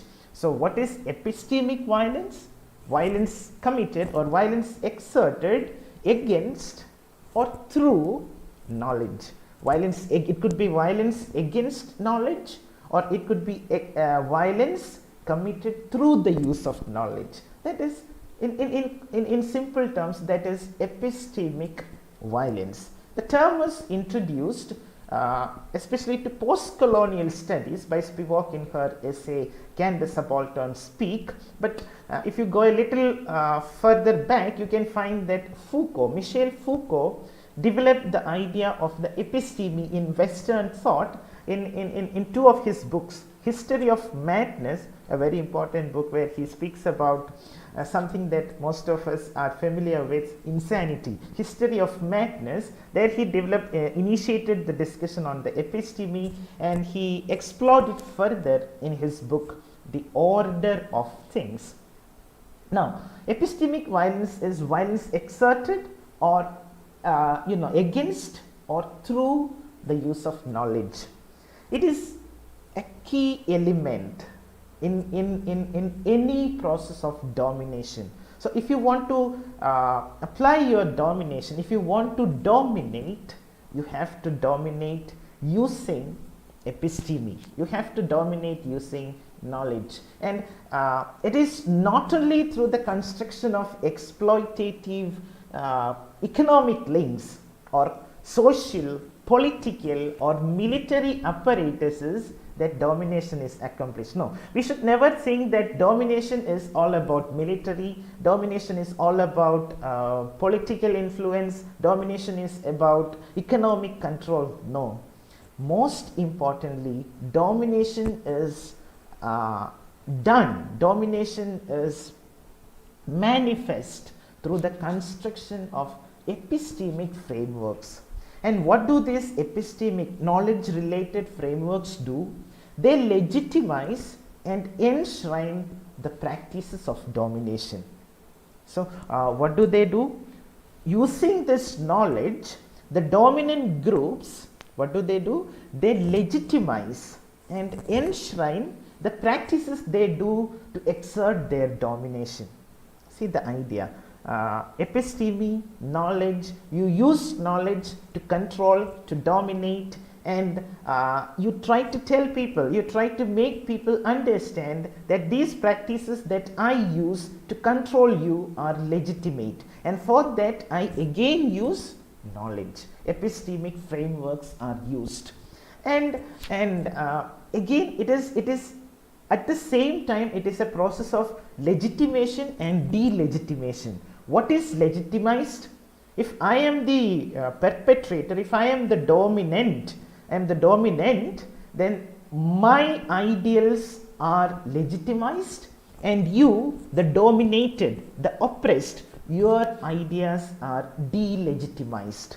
This is what happens in epistemic violence. Epistemic violence, Sebastian Garbe in 2013, he wrote a wonderful thesis on especially on epistemic violence, and he said epistemic violence is a forced delegitimation, sanctioning and repression of certain possibilities of knowledge, certain possibilities of knowing. Certain knowledges are delegitimized, sanctioned, repressed, going hand in hand with an attempted enforcement or legitimation of other possibilities of knowing. So one possibility of knowing is legitimized, while another possibility of knowledge that was existent has been delegitimized. We know what these things mean, right? Because we know Spivak spoke about whether the subaltern can speak and all. She spoke about it in the context of the colonial enterprise, and how the colonial powers, the imperial powers, made the East or the colonized the other. So what happened? The knowledge, the frameworks of knowledge that were existent in colonies were delegitimized, while the frameworks of knowledge that the Britishers or the colonized propounded, they put forth, these frameworks of knowledge were legitimized. And in 1999, Andrew Norman came out with his version of epistemic violence, and it is a very beautiful definition. I will read it for you. Epistemic violence is not ordinarily thought of as violence. Epistemic violence, we don't usually consider it as violence. Why? It is too respectable, too academic, too genteel for that. It is done in a way that you don't feel violence is done, but it is violence all the time, all the same, and deserves to be seen for what it is. It is not thought of as violence because it is very respectable, very academic, too genteel, but the thing is, it is still violence. And coming to Spivak, what exactly does Gayatri Spivak say in her celebrated essay? Spivak says this: the clearest available example of such epistemic violence is the remotely orchestrated, far-flung and heterogeneous project to constitute the colonial subject as the other. Othering, the process of othering happens. The self versus the other. You know, the essay Can the Subaltern Speak is a deconstructive essay. It is a deconstructive practice, and a lot of binary opposites, a lot of dichotomies are being deconstructed and subverted by Spivak in that seminal essay. And one such dichotomy is the self versus other, or the colonized versus the colonizer dichotomy. So Spivak says this project that is known as epistemic violence is also the asymmetrical obliteration of the trace of that other in its precarious subjectivity. You take the knowledge systems of the colonized, and what do? You systematically obliterate, completely delete, delegitimize, sanction the frameworks of knowledge of the colonized and turn them into the other, and their precarious subjectivity is also systematically and asymmetrically obliterated. So for Spivak, what the West does is to commit epistemic violence by actively obstructing and undermining non-Western methods or approaches to knowledge. This colonialist subjugation of non-Western knowledge is a way of constituting the colonial subject as the other. The dominant Western narrative, Spivak says, is palimpsestic. You might remember the word palimpsestic, where she is about to mention Foucault in the essay. So she says the Western narrative is palimpsestic. What is palimpsestic? It aims to alter the historical and social native consciousness. Native consciousness is being altered. Native consciousness, indigenous. What is indigenous? What is tribal? What is there in the proletariat, in the peasants of a country? Those things are being obliterated or altered. What do? They delete all traces of the original and overwrite it with something considered more appropriate. Appropriate to whom? The colonizer. The colonizer rewrites everything as it suits him. And what is being rewritten? The knowledge traditions of the subaltern, the knowledge traditions of the colonized. Those things are being rewritten by the colonizer. Non-Western epistemology is dismissed as inadequate, barbaric, uncivilized, insufficiently elaborated, and naive, ignorant, senseless, stupid. Non-Western knowledge systems, epistemology is completely senseless, barbaric.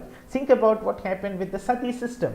The barbaric Indian versus the civilized Western, man. And that is where, she provides the typical example of sati. She provides examples of the epistemic violence through the Western intrusions into basically Hindu practices, Hindu laws, such as the right to perform sati, the widow sacrifice, the very cruel, the very inhuman practice of sati that existed in some parts of India in the 19th and early centuries. But even in the 20th century, there are very few incidents of sati being done.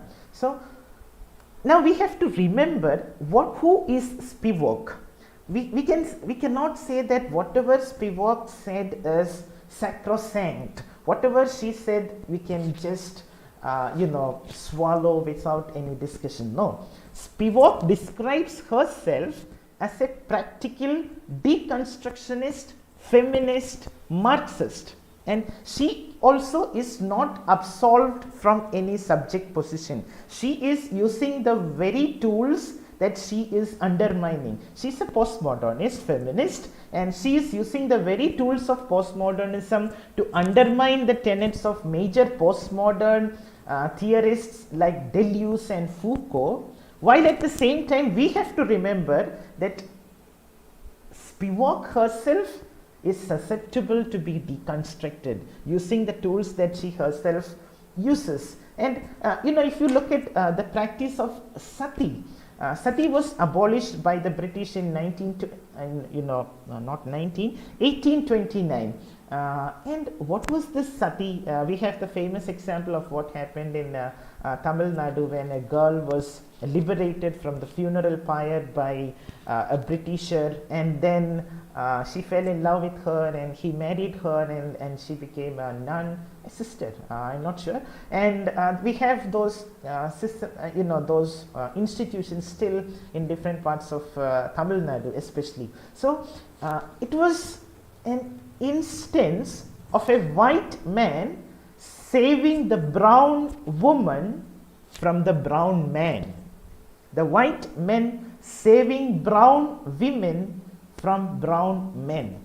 Spivak discusses much about the sati system. However, let us be honest about it. And if we look at the Wikipedia entry on sati, you will find that lot of entries are marked. It requires further citation. It requires further elucidation. The number of satis committed in India, those numbers were reported by Christian missionaries. Those numbers were reported by the Britishers, and obviously the colonial civilizing mission of those people cannot be overlooked. So we have to understand that those numbers, and even they themselves in their reports say that these numbers are not reliable. So sati was not an issue of the subaltern. Yes, Spivak speaks about sati as an issue, as a subaltern issue, but it is not a real subaltern marginalized issue. Why? It is the issue of a very small minority population of India, and it is contested by, but it is said that sati was practiced by only a few sections of the upper class. And of course there are contrary reports that it was practiced by some lower caste people as well. I'm not speaking caste, I'm speaking the way history is constructed. So it was the issue of a small minority in India, and minority not in the sense they were subaltern, they were not the subaltern, they were the elite class, and it never disturbed. The most important thing, we can say that the women of that elite class were marginalized, were considered subaltern. But then the thing is, this issue of sati never disturbed the inclusive fabric of the subaltern community in India until and unless the British epistemological system felt that it is a nuisance, it is a big nonsense. No question that sati is nonsense. It is nonsense. It is nonsense. Gandhiji said it is a blot in Hinduism that Hindus themselves need to cure.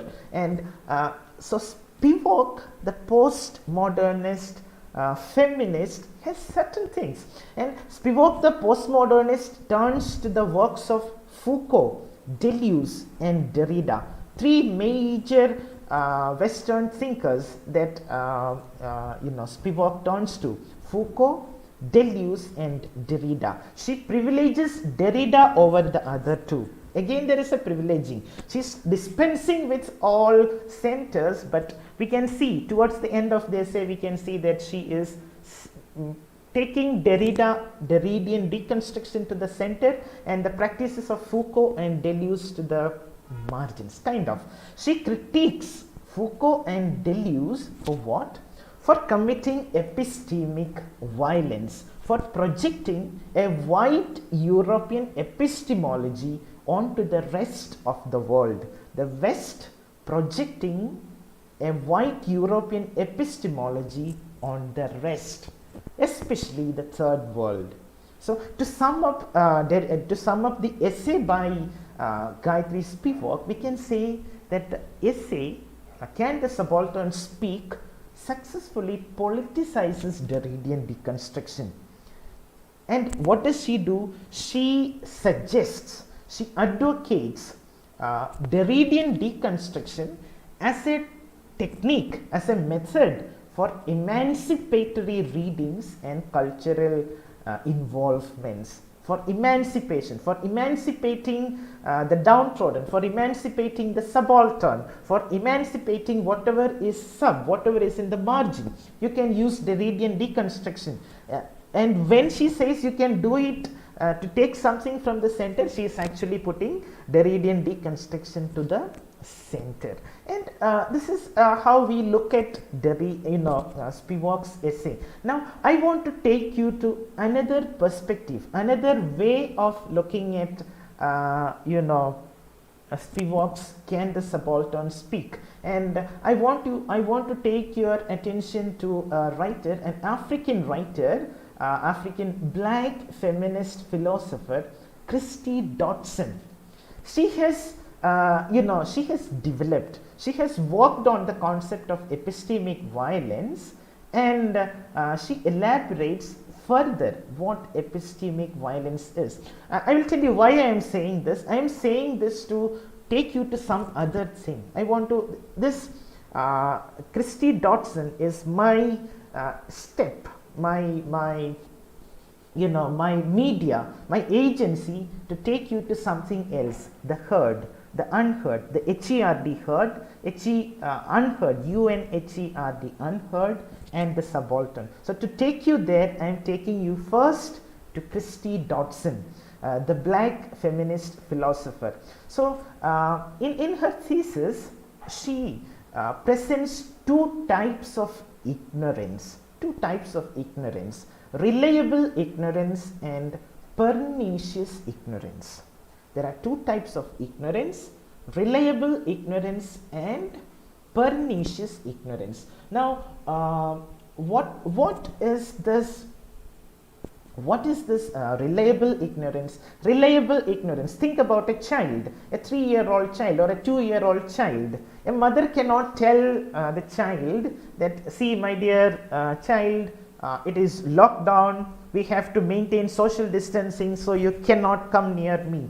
Why? Because the child will not understand what this thing called social distancing and lockdown is. The child will not understand. So we cannot expect the child to know. This is a kind of reliable ignorance. Reliable ignorance means a kind of ignorance you can expect to be present or sometimes utilized by someone.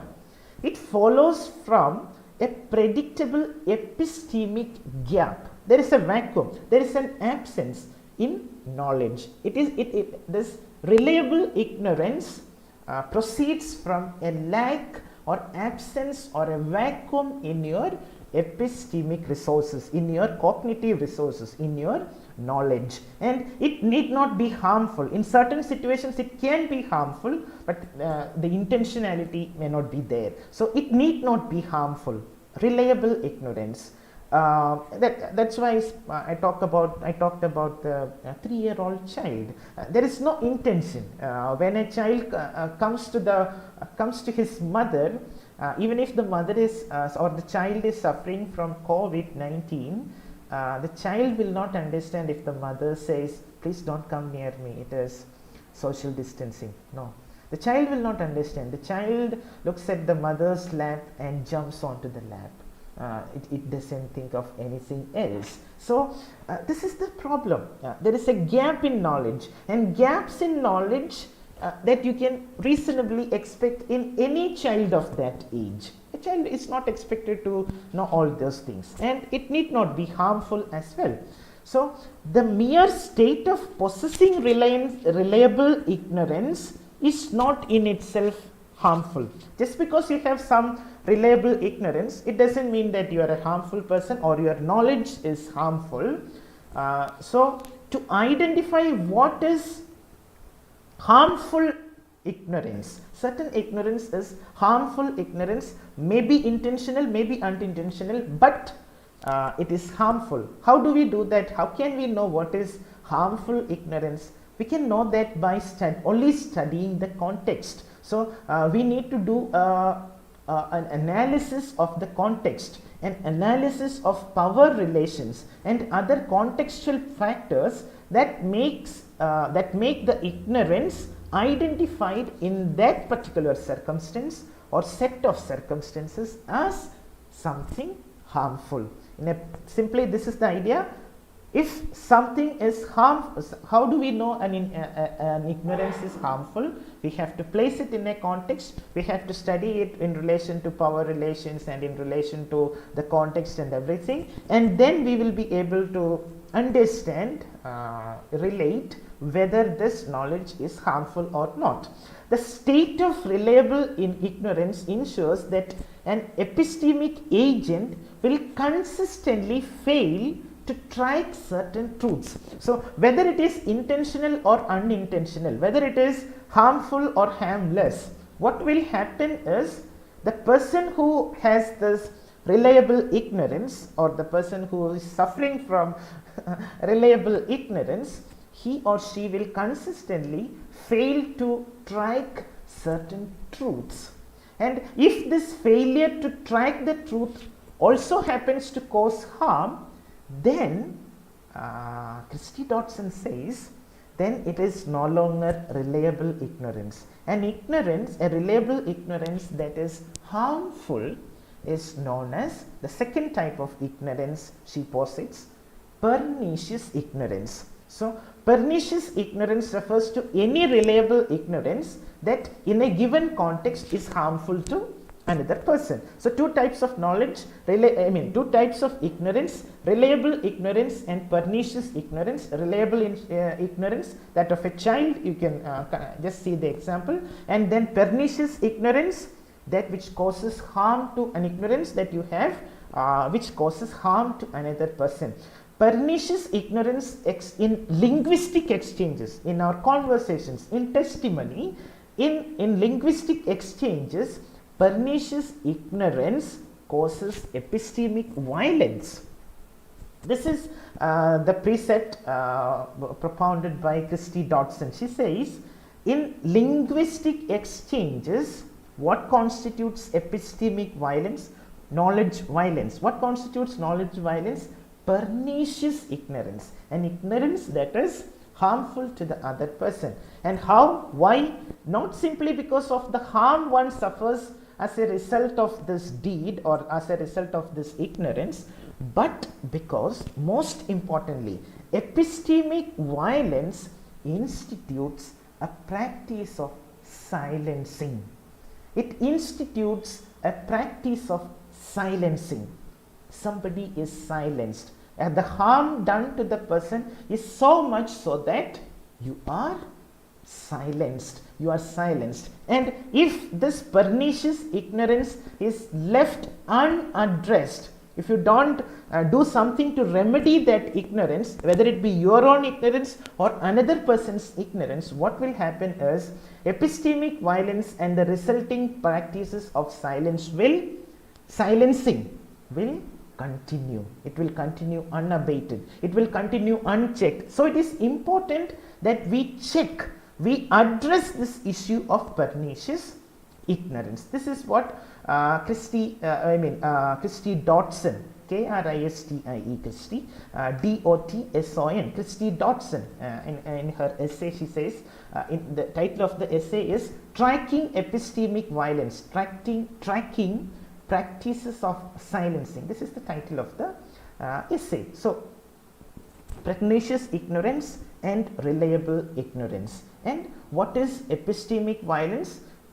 Dotson sees epistemic violence as a type of pernicious ignorance that occurs when dominant hearers in linguistic communication, right, in linguistic exchange, when dominant hearers, somebody is speaking and you being a person of the dominant class, the elite class, you are trying to hear. So when dominant hearers refuse to meet marginal speakers halfway or on their own, or some compromised epistemic turf between them, what is she saying? She says that for a fruitful communication to happen between the elite and the marginalized, between the subaltern and the dominant, what we require is for the dominant class to meet the linguistic exchange made by the subaltern on a common ground. There should be some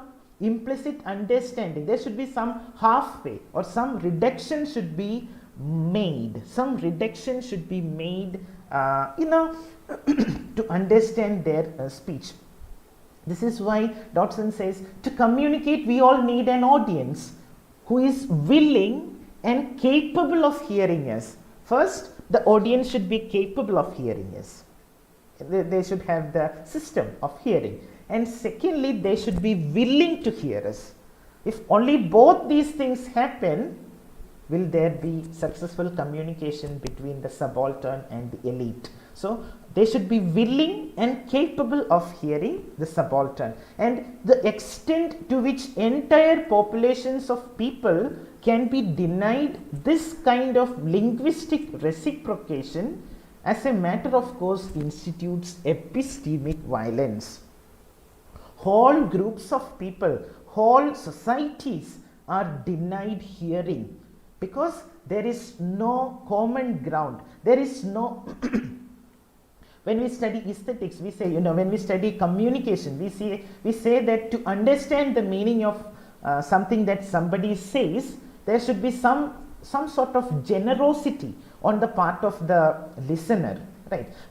We can't always blame the speaker if something is not communicated properly. Sometimes the blame falls on the listener as well.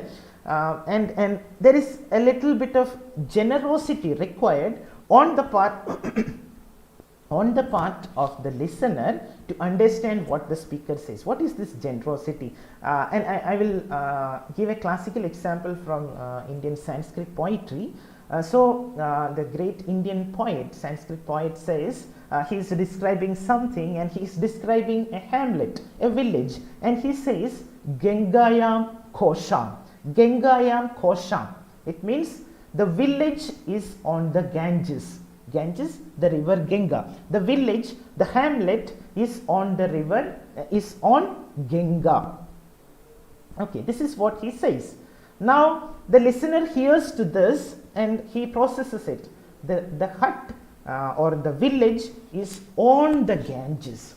Now common sense tells us that it is senseless, because a hut or a village or a hamlet cannot be on the Ganges, in the river. It cannot be in the river.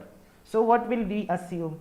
Common sense tells us that from the context we have to imagine that the hut is not on the Ganges, but the hut is on the bank of the river Ganges. The poet is using some poetic license, and I'm not going into the details. Actually his purpose is to suggest something, Vyanjana, to bring the power of Vyanjana into effect. He is using this example, Gangayam Kosham, but I'm not going into the details. Just the idea, we need some sort of common ground, some sort of generosity to understand. When that generosity is absent on the part of the dominant elite, what will happen?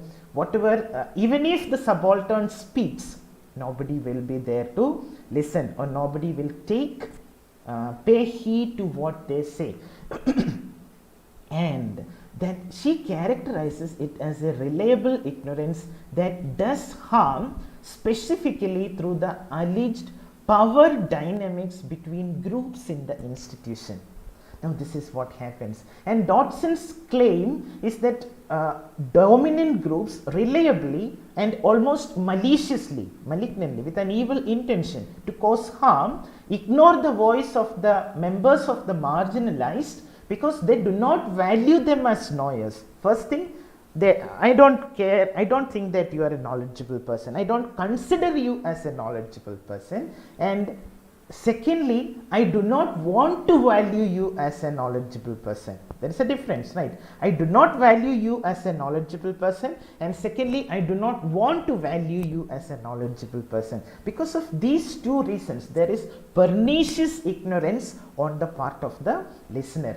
Because what will happen when the person belonging to the ruling elite dominant class when a dominant person admits different or excluded or marginalized knowledge, what would happen is it would necessarily upset the existing power dynamics that have benefited the dominant groups. So there is a fear. I don't want the status quo to be changed. Now everything is fine for me. Now everything is good for me. I am in the dominant position. So I am afraid, in a sense, I am afraid that if I listen to his voice, if I give voice to him, if I give voice to the marginalized and the oppressed and the subaltern, the power configurations may change and I may not have the benefits that I have now. This is the fear. This is the fear that makes these people, the elite, suffer from this illness called pernicious ignorance. And according to Dotson's formulation, epistemic violence can occur without any intention to do violence. Even if there is no intention to do violence, so long as pernicious violence results in some sort of harm being done to a marginalized group, especially in terms of their status as knowers. You no longer give them the status as knowers, as knowledgeable people, and then even if there is no intentionality on your part to do violence, you are unwittingly committing violence, epistemic violence on the subordinate subaltern group. Thus, epistemic violence, I am quoting Dotson, epistemic violence is a refusal, intentional or unintentional, of an audience to communicatively reciprocate a linguistic exchange owing to pernicious ignorance. Epistemic violence is enacted in a failed linguistic exchange where a speaker fails to communicatively reciprocate owing to pernicious ignorance. Now keep this in mind. Pernicious ignorance. What is pernicious ignorance? Why pernicious ignorance? Why they don't want to hear? What is the knower? What is the problem with the knower? Is it the problem with the speaker or the listener? Think about these things. Now Spivak uses the term epistemic. I'm going away from Christie Dotson. Spivak uses the term epistemic violence as a way of marking the silencing of marginalized groups. We know that. For Spivak, these are the terms that she uses: general, non-specialists, the illiterate peasantry, the tribals, and the lower strata of the urban, sub-proletariat are populations that are routinely silenced or subjected to epistemic violence. And epistemic, and then she speaks about the epistemic dimension of colonialism when she says when she speaks about the devastating effect of the disappearance of large chunks of knowledge. What knowledge? Indigenous knowledge gets vanished. It vanishes into thin air. Indigenous knowledge, the knowledge of the common man, the knowledge of the masses, the knowledge of the traditional tribal army common citizen, that knowledge is disappearing. Where local or provincial knowledge is dismissed due to privileging alternative and often Western epistemic practices.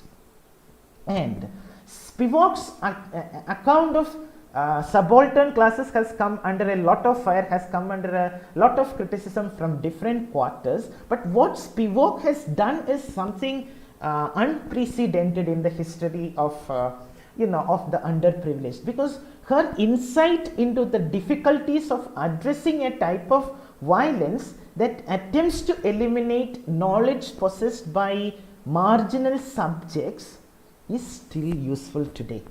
That practice, that insight is very relevant, because it is because of Spivak's work and the work of other philosophers who followed after her, the reality that members of the oppressed groups can be silenced by virtue of group membership is widely acknowledged. What is it? Members of oppressed groups can be silenced by virtue of group membership by the dominant. This is widely acknowledged because of what Spivak said. Now remember this part of the statement, silenced by virtue of group membership. Just because you belong to a group, you have a membership to a group, not a membership certificate or anything, but just because you are a member, you belong to a group. So silenced by virtue of group membership. Keep this in your mind as we proceed into the second section of our lecture. Here I want to take you to the term the herd, H-E-R-D, herd. You know what a herd is, a herd of cattle, a herd of sheep. We speak about the herd. Now, who is the herd? Who is the herd?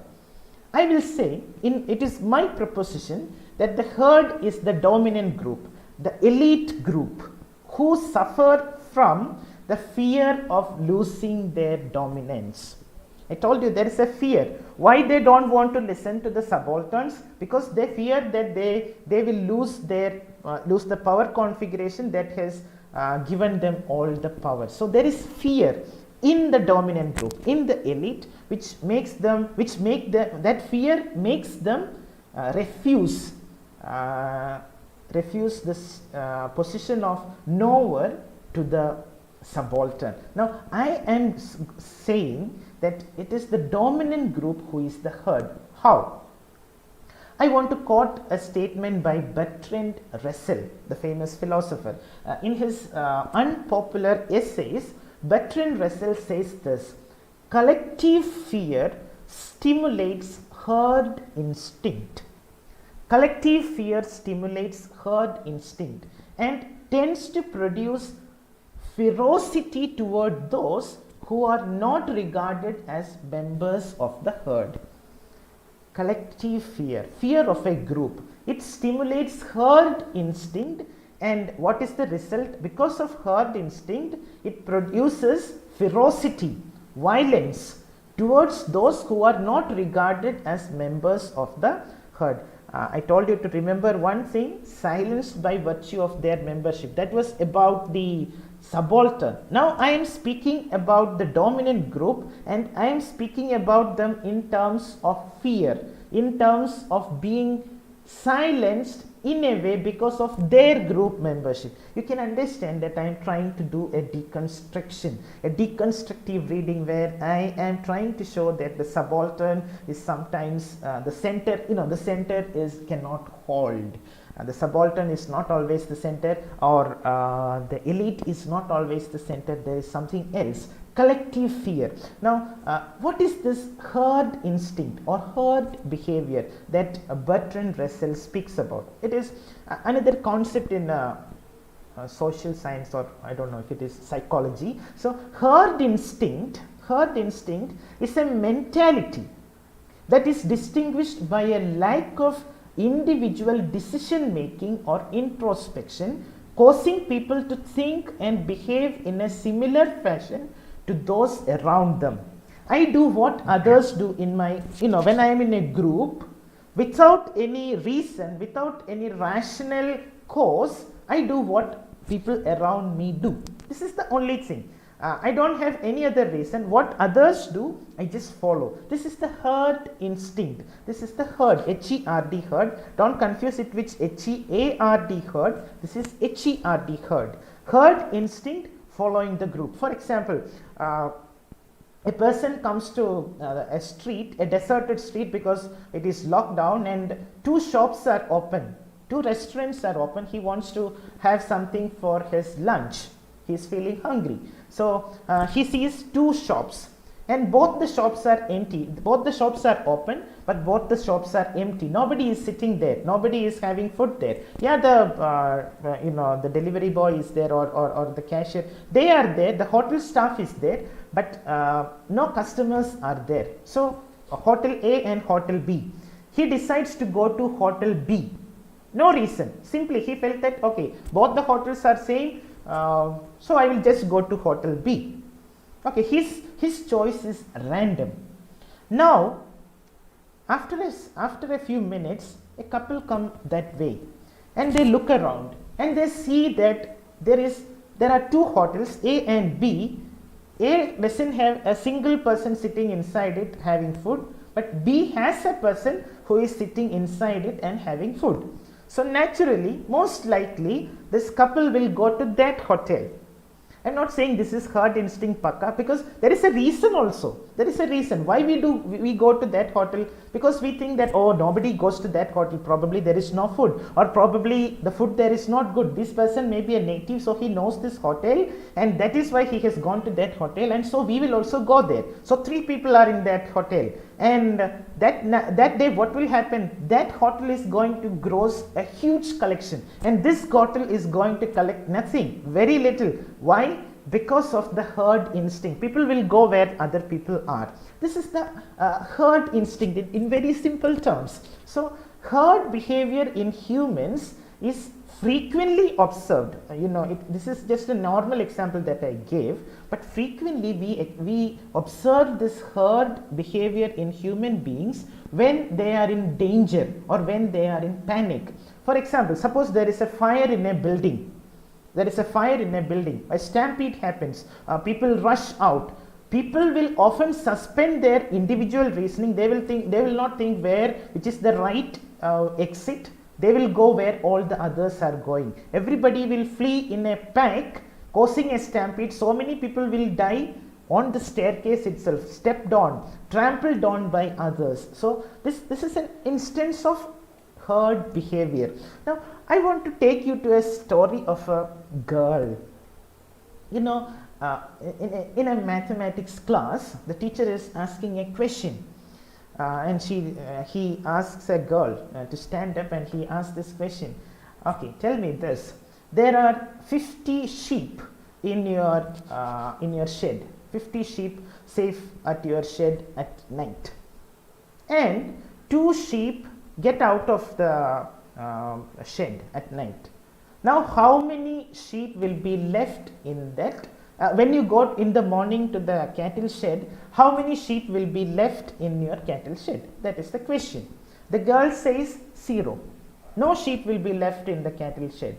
Now the mathematics teacher is very upset. He asks again the same question. 50 sheep, only 2 jumped out of the cattle shed. How many will be there? She says 0. Now the mathematics teacher's answer is 48, and the girl's answer is 0. Why? There is something called native wisdom, and this native wisdom tells the girl that if 2 sheep get out of the cattle shed, everyone will follow. So her wisdom, her native wisdom tells her that there will be 0 sheep left in the cattle shed. This is the sheep story, the rural girl and the mathematics professor. A very famous story. Many of you might have heard about it. Now I am trying to do a deconstructive reading where the dominant turns into the subaltern and vice versa. I told you, and I am going to introduce another term to you, sheeple. Sheeple, S-H-E-E-P-L-E. Sheeple is a portmanteau word combining sheep and people. It is a derogatory term that highlights the passive herd behavior of people easily controlled, which likens them to sheep, a herd animal that is easily led about. And the term is used to describe people who voluntarily agree to a suggestion without any critical analysis, without any research, in large part due to the majority of the population having a similar interest, a similar motive. Now, the definition says, what is sheeple? S-H-E-E-P-L-E, sheep plus people, sheep people. What is this sheep? Sheeple. Sheeple are people who are meek, easily persuaded, and tend to follow the crowd. Sheeple. People who are docile, compliant, or easily influenced, people likened to sheep. A group of animals fleeing from a predator. Take the example of a group of animals. They are escaping from the predator. It shows the nature of herd behavior. In 1971, in a famous article titled Geometry for the Selfish Herd, but the famous biologist W.D. Hamilton asserted that each individual member in a group reduces the danger to itself when it is fleeing, when it is escaping from its predator, by moving as close as possible to the center of the group. What will they do? To avoid maximum danger to me, to avoid, to make sure that I don't have much danger, each animal will move closer to the center, closer as possible to the center. And remember, the center cannot hold. The center cannot hold. The cattle, the herd, what do? They move closer to the center, hoping that very little danger will be there. Thus the herd appears as a unit. It looks like they are a group, but what is the reality? Is it that they are a group, that they are moving together? No. But what is the reason why they move together? Its function emerges from the uncoordinated behavior of selfish individuals.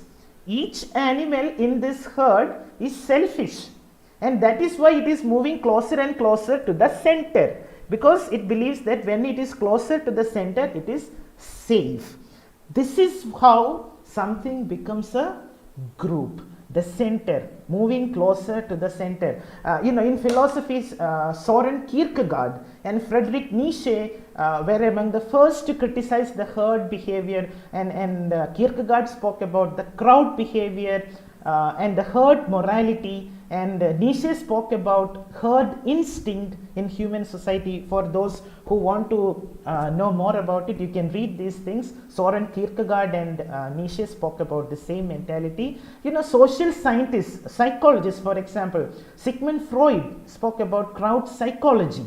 Carl Jung spoke about collective unconscious. Dean Martin spoke about the behavior of crowds. Gustave Le Bon, he spoke about the popular mind. What is it? Moving closer to the center. Epistemic violence is practiced by the elite who actually exhibit subaltern tendencies.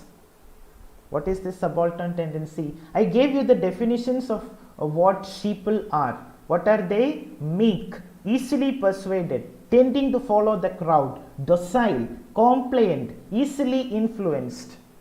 Now, who is behaving like the sheeple here? Epistemic violence is practiced by the elite who exhibit actually the subaltern tendencies. I will give you an example, a quote actually. Isaac Asimov, the famous writer, he says, violence is the last resort or the last refuge of the incompetent, not the competent. Violence is the last refuge of the incompetent, the docile, the sheeple.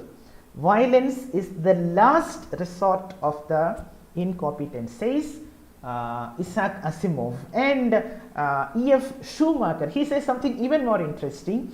Any intelligent fool can make things bigger, more complex and more violent. Any person who has some intelligence can make a thing violent. It takes a touch of genius and lot of courage to move in the opposite direction. To go against violence, it requires genius. Now, who is the center and who is the margin? Is it the subaltern or is it the elite class? Think. Now, I will take you to the, I cannot take a lot of time, that's why I am moving forward. I will take you to the next term, the unheard. Here, I will be giving a different meaning to unheard, and there is no word as unheard. It is, my word is UNHERD. I have used it as the opposite of heard. HERD, heard, its opposite will be unheard. That is the idea. I mean, there is no such word actually. So, I am going to tell you about a situation when silence means indifference. Silence becomes indifference. Karl Marx has said a lot of things about our country, and not always very beautiful things. Karl Marx says this about India: a fossil form of stagnant society incapable of social change. A fossil form of stagnant society incapable of social change. What is happening, my dear friends? Think of the poem by Robert Frost. fire and ice. He's thinking, what will cause the end of the world? Will it be caused by fire, hatred, or by ice, indifference? And he says, he concludes the poem saying that I think I know enough of hate to know that it will suffice. You know, it will be hatred or indifference that will cause the end of the world. That is what Robert Frost says. Yehuda Boer, he says, thou shalt not be a victim. You should not be a victim. Always make sure you are not a victim. Thou shalt not be a perpetrator, but above all, thou shalt not be a bystander. That is the worst thing. Being indifferent is the worst thing. And I will come to the next quotation, another quotation. I am taking you to these quotations because it is in these adages, in these famous sayings that we always believe. So Martin Luther King Jr. in A Testament of Hope, he says, it may well be that we will have to repent in this generation, not merely for the vitriolic words and the violent actions of the bad people, not for the bad things committed by bad people, no, but what should we be repentant about? But for the appalling silence and indifference of the good people who sit around and say, wait on time. Indifference, appalling silence and indifference of the people who sit around and say, wait on time. That is what we are going to be repentant about, and that is exactly what William Butler Yeats said in The Second Coming. Things fall apart, the center cannot hold, mere anarchy is loosed upon the world, the blood-dim tide is loosed, and everywhere the ceremony of innocence is drowned, the best lack all conviction, while the worst are full of passionate intensity. Now there are minor lessons for us, major lessons for us in these things as well. I will take you to an example actually. Think about Subramanya Bharati, the great Bharati, the great Mahakavi Bharati of Tamilians, Subramanya Bharati. And I am bringing his example to show you how the center could not hold. Center cannot hold. The center failed to hold him when he was in danger. You know, Subramanya Bharati was a great Tamil writer, a great poet, a great freedom fighter, a great social reformer. You know, he was a person who spoke for the voiceless, somebody who spoke for the subaltern. We can say that he is considered one of the greatest Tamil literary figures, but more importantly, his patriotic songs kindled a lot of patriotic spirit during the independence movement. He fought for women's emancipation, he was against child marriage, he was in solidarity with Dalits and the Muslims. So a true representative, a true spokesperson of the subaltern was this person, Subramanya Bharati. Now, I'm taking a small anecdote from his life. In 1908, an arrest warrant was issued by the British government against Subramanya Bharati. And what he did was, he escaped to Pondicherry in 1908. And what happened was, why Pondicherry? Because Pondicherry was under French rule then, the boundaries, the borders. Tamil Nadu was under British rule, Pondicherry was under French rule. So he escaped to Pondicherry.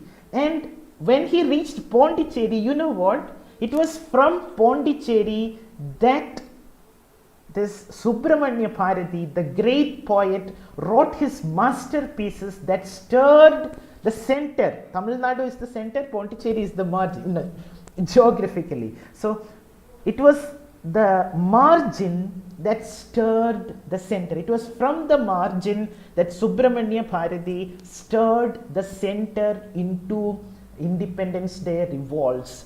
He brought out journals, he brought out bi-monthly magazines, Vijaya, Balabharatam, Suryodayam. So lot of weeklies and things were brought out. The British tried to suppress those things, but they could not. Subramanya Bharati continued to write from Pondicherry and rekindle the flames dying in the people of India from Pondicherry, from the margins. The center could not save him from danger, but The margin saved him from danger, and he fanned the flames of freedom struggle. So, and a small sad story as well, the an aside, the Subramanya Bharati is considered a people's poet, a great freedom fighter and a social visionary.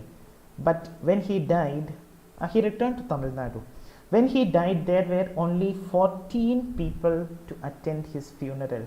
Maybe it is a poetic justice that there were only 14, a sonnet, 14 people to attend his funeral. But we know, we have great respect for Subramanya Bharati. The Bharatiyar University was instituted in his name in Coimbatore. So Subramanya Bharati, think of the example.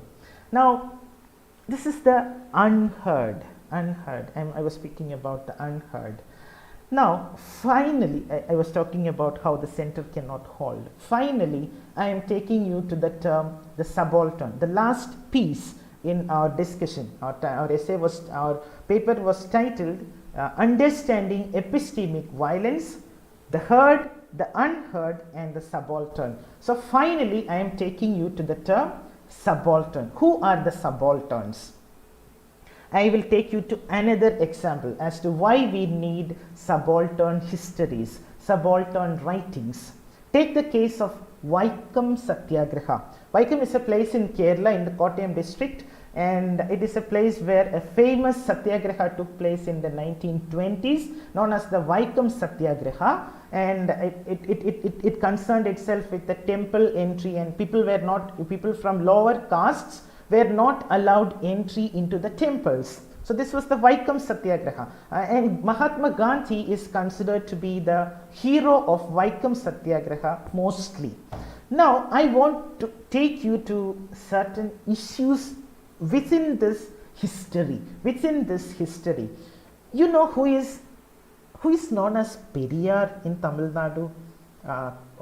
They call it Tanda Periyar, Periyar or Tanda Periyar, E.V. Ramaswamy, the famous politician, activist, social activist, a spokesperson for the subalterns, E.V. Ramaswamy, Tanda Periyar. So Ramaswamy, you know what? His followers and so many sections of people in South India believe that E.V. Ramaswamy is the real hero of Vaikam Satyagraha, and I request all of you to go to the Wikipedia page on Vaikam Satyagraha, and there you will find a section on E.V. Ramaswamy's contribution to Vaikam Satyagraha, and as the heading they have written, this discussion is disputed. It lacks proper citation. Why? There is an alternate history that is gradually being written. So many people, in the north and in the south, there are two versions of Vaikam Satyagraha, or two versions of who exactly was the hero of Vaikam Satyagraha.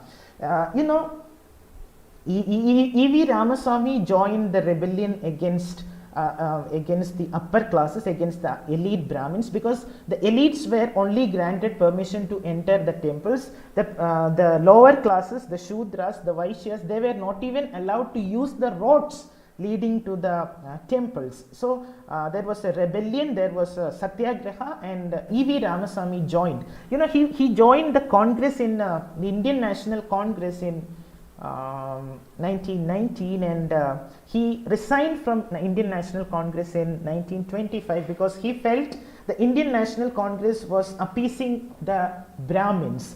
Whatever it be, I'm not siding or anything, I'm just giving you two perspectives, how things are looked at. So, works on Vaikam Satyagraha based on North Indian and South Indian sources depict two different pictures. The North Indian picture says Mahatma Gandhi interfered, he withdrew the Vaikam Satyagraha for a brief while, and he interfered, and it was through his intervention that Vaikam Satyagraha succeeded, and the subalterns gained entry into the temple, and lot of things. Now the South Indian version is that E.V. Ramaswamy is the real hero of Vaikam Satyagraha. and he is known as Vaikam Veeran. Tamilians would know this. E.V. Ramasamy, Tanda Periyar, is known as Vaikam Veeran because of his active involvement in the Vaikam Satyagraha. But you know one thing, Congress mouthpiece, there was a weekly or a newspaper like thing called Young India, and in that publication there is not a single mention of E.V. Ramasamy in its extensive reports on Vaikam Satyagraha. But there are historical evidences to prove that he was a part of it. He was arrested, his wife was arrested, they both came here came to Vaikam, and they participated. All these things are there. But who wrote history that time? The Congress mouthpiece wrote history, and it said Mahatma Gandhi. It is Mahatma Gandhi who led Vaikam Satyagraha to its success. Now, an attempt to impose the mainstream ideology of the time Tamil society was regarded by Periyar as an invasion on Tamil culture. He didn't like it, and Gandhiji and Periyar were on two different, on two pages, were on different pages. So on so many things, I'm not going into that. But what I am saying is, history written from the subaltern angle alone can rectify or give more clarity to what exactly happened. The subaltern angle is still disputed. There is no question mark over Gandhiji's role in Vaikam Satyagraha, but there is a big question mark everywhere on E.V. Ramasamy's role in Vaikam Satyagraha. Why isn't there such a discourse? Why isn't the subaltern angle not adequately represented? Now, what is this subaltern angle? It was in 1980s that Ranajit Guha and his disciples, it was under the stewardship of Ranajit Guha that the subaltern studies movement started in India in the 1980s. Partha Chatterjee, Deepesh Chakravarti, Spivak, all these people were part of this subaltern studies movement, and they examine larger issues and institutions from above, from top to bottom only.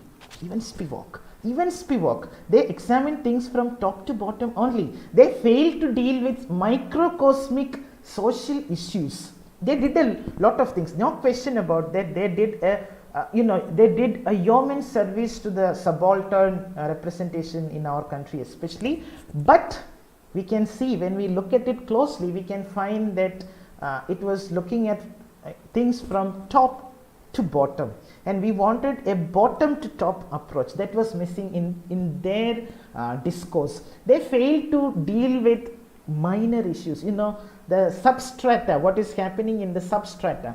They failed to come much below to examine the root of social issues. They dealt only with certain larger institutions, and this is why we need to have a better perspective, and a corrective to this problem was provided by the book Untouchable Freedom, a social history of a Dalit community by Vijay Prashad. He wrote, it is a wonderful book of anybody who is studying subaltern studies, subaltern history, subaltern historiography should go to this particular book. It is awesome. It speaks about manual scavengers, the sanitation workers, the Balmikis of Delhi, and it rectifies the top to bottom approach of the people belonging to the subaltern studies movement, and interventions by three intellectuals.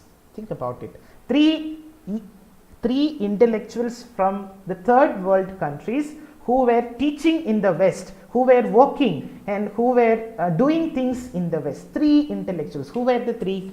One, of course, Gayatri Chakravarti Spivak with her contribution on subaltern. Second, Edward Said with his concept of Orientalism, and finally Homi Bhabha with his concept of hybridity. These three third world intellectuals did a lot of interventions to make sure that above the Eurocentric voice, the subaltern voice is heard. However, even they chose only canonical texts. That is the problem. There is a problem. They chose only canonical texts as representatives of subaltern literature. Spivak introduced only Bhabani Bhattacharya and R.K. Narayan. No subaltern writers were introduced. And earlier Professor Hossain was telling us about Untouchables, the Untouchable by Mulkraj Anand. When you closely look at the story of Untouchable Baka, you realize that it is, yes, it is, we can, of course, there is no question that it was a great work, and it was probably the first work that gave a proper voice to the subalterns. But did it actually give a voice to the subalterns? No. Why? Because Mulkraj Anand wrote it as Mulkraj Anand, not as a subaltern. It doesn't give voice to the subaltern themselves, but it gives a narrative of a subaltern from an elitist point of view. And that is why we find that this Baka, this hero, the untouchable, he does things which are, he plays hockey. No untouchable in those days would play hockey, and he becomes a Gandhian at the end of the story. Those things, and it is said that Mahatma Gandhi laughed at the draft when Anand showed this draft to Mahatma Gandhi, and Mahatma Gandhi said, "See, what have you written? You write like a Western scholar. Your Baka, your untouchable is like a Western intellectual. That shouldn't be the case." And then he rewrote the entire story. This is an anecdote. So there are problems with all these things, and they failed largely to look from below. And the corrective to this was also provided by E.P. Thompson's famous 1966 essay titled History from Below, from the all famous Times Literary Supplement. So, History from Below, which brought the phrase from below, history from below, to the forefront of historiography. Again, subaltern historiographers study this book, study this essay, History from Below by E.P. Thompson. Subaltern historiography began, and it emphasized the role of the disenfranchised, the subalterns, the real subalterns. A common man's history began to be written, and this shift in perspective was not an isolated shift. It happened in all major spheres across time. When you look at the Romantic movement, you can find, that famous poet saying, "Heard melodies are sweet, those unheard are sweeter. Unheard melodies are sweeter." Romanticism. Voices that have been systematically excluded, the marginalized. We have heard that sentence from a different angle, right? But think about it. Unheard melodies are sweeter. Which are the unheard melodies? The voices of the marginalized, which are silenced. Unheard melodies are sweeter. So there was this movement towards unheard melodies. Think about science, about physics, particle physics. Science moved from atom to the subatomic particles, the neutrons, positrons, all those things. Subatomic, psychology moved from the conscious mind to the subconscious mind. I think, therefore I am became, you are when or where you do not think. I can understand you only when you do not think, according to Freud, Deleuze, Lacan, Guattari. All these people said, I can understand you only when you do not speak, you do not think. Think of the huge shift that happened. I think, therefore I am to you are when you do not think. That is when I can understand you. So this shift to the subconscious. New historicism again, sub-histories. New historicism spoke about sub-histories. They said there is no history at all, only histories. There are histories, his stories, sub-histories, subaltern histories. Official records are not important. Authentic histories are not important. That is why Salman Rushdie's Midnight Children is so important as a post-colonial text. What happened? Salim Sinai, he says his birth subordinates the birth of a country. The history of a nation is subordinated to the birth of a person called Salim Sinai on the stroke of 12 midnight on 15th of August 1947. So a sub-history is brought to the center, and the real history, within double quotes, the real history of a country is marginalized. The story, and he says, I am handcuffed to history. I am handcuffed to history. Which history? The history written by the Western colonialist.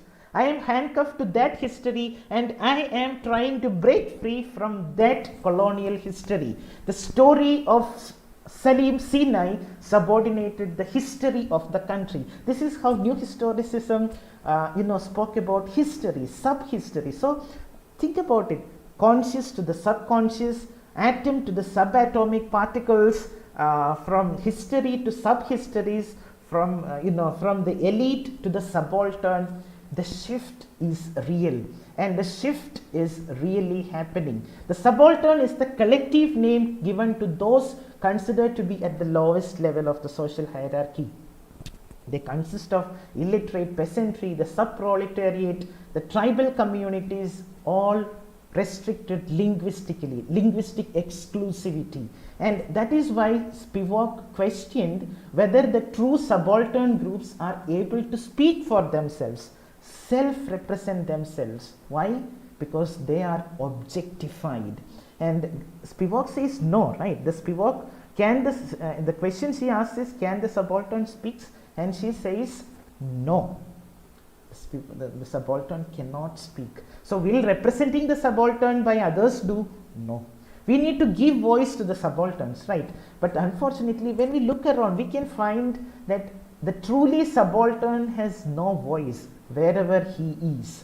Whether it is the Shavs of Britain, the Dalits of India, the black and Hispanic communities of the United States, they all suffer the same oppression and maltreatment. And only after some apparent inhuman treatment of rape or murder or genocide, we, the so-called educated class, show shock and horror, and Facebook posts, a lot of things will happen, and suddenly it is in the mainstream news, and then gradually things will go back to the status quo.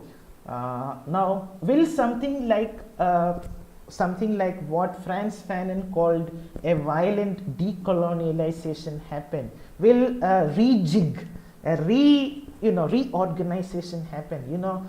Think about what John F. Kennedy said. Those who make peaceful revolution impossible will make violent revolution inevitable. If you make peaceful revolution impossible, you will have to suffer from violent revolution. It will become inevitable. So I think, oh my God, I am running short of time. Okay, thanks for reminding. So I am concluding. I wanted to give you the example of superstar Rajinikanth, how he moved from a Mako anti-hero to the an anti-hero version of he represented the black, and it is very much very good that we can refer the last movie, 2019, Kala. So it is the black one, the black, where he represents the subaltern character.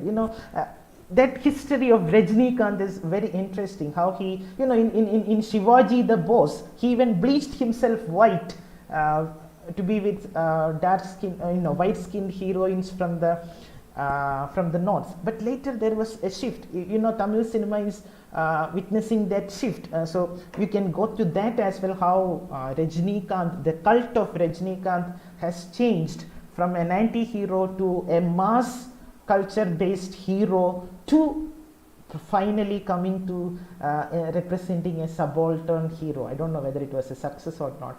So anyway, I'm concluding with a statement by Frantz Fanon. There comes a time when silence becomes dishonesty. There comes a time when silence becomes dishonesty. Writers normally make the silent speak. They give voice to the silent. Good writers makes silence itself speak. Good writers make the silent and the silence speak. Think about, I told you about R.K. Narayan and Mulkraj Anand. I want to remind you of some other writers as well. Karku Bama, Sharan Kumar Limbale. What do you find in them? The real subaltern condition. They make silence and the silent speak. They speak. They are the silence and they speak about the silence. They speak about the silent. What we need is to unravel this silence. Make the silent speak. Make the silence speak. Why? Because great art is artless. Matthew Arnold in reference to Leo Tolstoy in his essay Anna Karenina, I think in 1879, he said Tolstoy's stories, there is no art in Tolstoy's stories, but what is there? There is life. You would only find, Arnold said about Tolstoy, this is not art, this is life. And that is the greatest testament to the greatness of an artist. Antony, Brutus is an honorable man. He did not speak. He made the wounds of Shakespeare speak. Isn't it great? It was a common metaphor in medieval literature to compare gaping wounds to mouths. Wounds were considered to be mouths in medieval metaphor. And in this case, the mouths are dumb because they cannot speak, because it is of the dead man. And he says, Mark Antony bids the wounds to speak.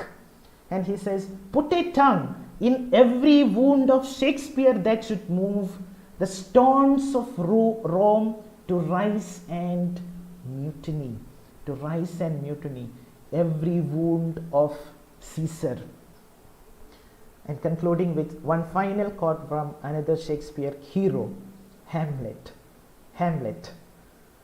He tells Horatio, "Oh God, Horatio, what a wounded name! Things standing thus unknown shall leave behind me." He's dying. "If thou didst ever hold me in thy heart, absent thee from felicity awhile, and in this harsh world draw thy breaths in pain, to tell my story. To tell my story." And he says, he bids goodbye to the world with this parting statement, "The rest is silence. The rest is silence." What is the rest? The third world. Silenced by the West. The rest silenced by the West. The rest is silence. Even Hamlet, we never thought of it like that, did we? Even Hamlet said, the rest is silence, and our duty is to not just give voice to the silenced, but make them speak, enable them speak. We need a community where everything is transparent, where everyone can speak and everyone can be heard. And that is the biggest advantage of social media. Everyone can speak, everyone can be heard. You don't have to wait to be published. You can publish it immediately as you write. So with this, I conclude my session. I hope I have made some connections and I have clarified certain things regarding subaltern literature. So with this, I wind up. Thank you for your very kind and patient listening. And once again, thanks to the organizers for giving me this sweet opportunity to speak to this wonderful gathering. Thank you.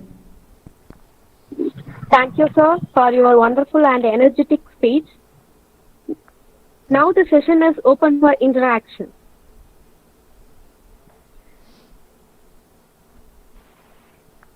Sir, we are really happy to have a nice day with you.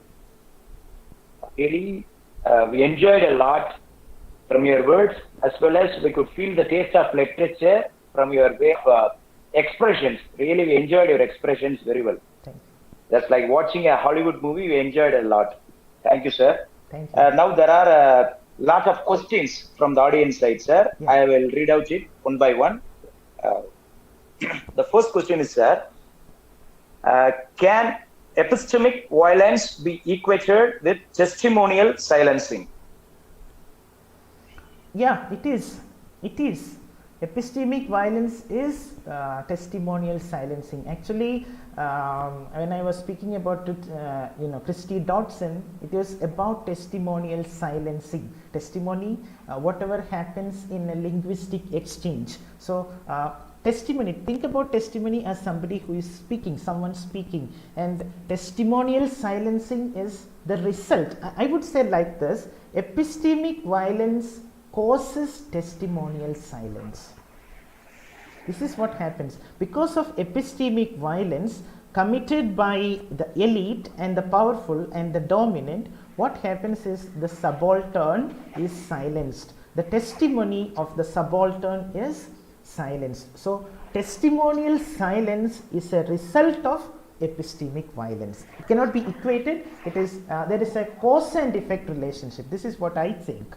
There is a cause and effect relationship. The question was, can it be equated, right? No, it cannot be equated as such. It is like a karya-karana relationship, cause and effect relationship. There is an objective correlative. If the produced is silence, if to produce silence, there should be an objective correlative.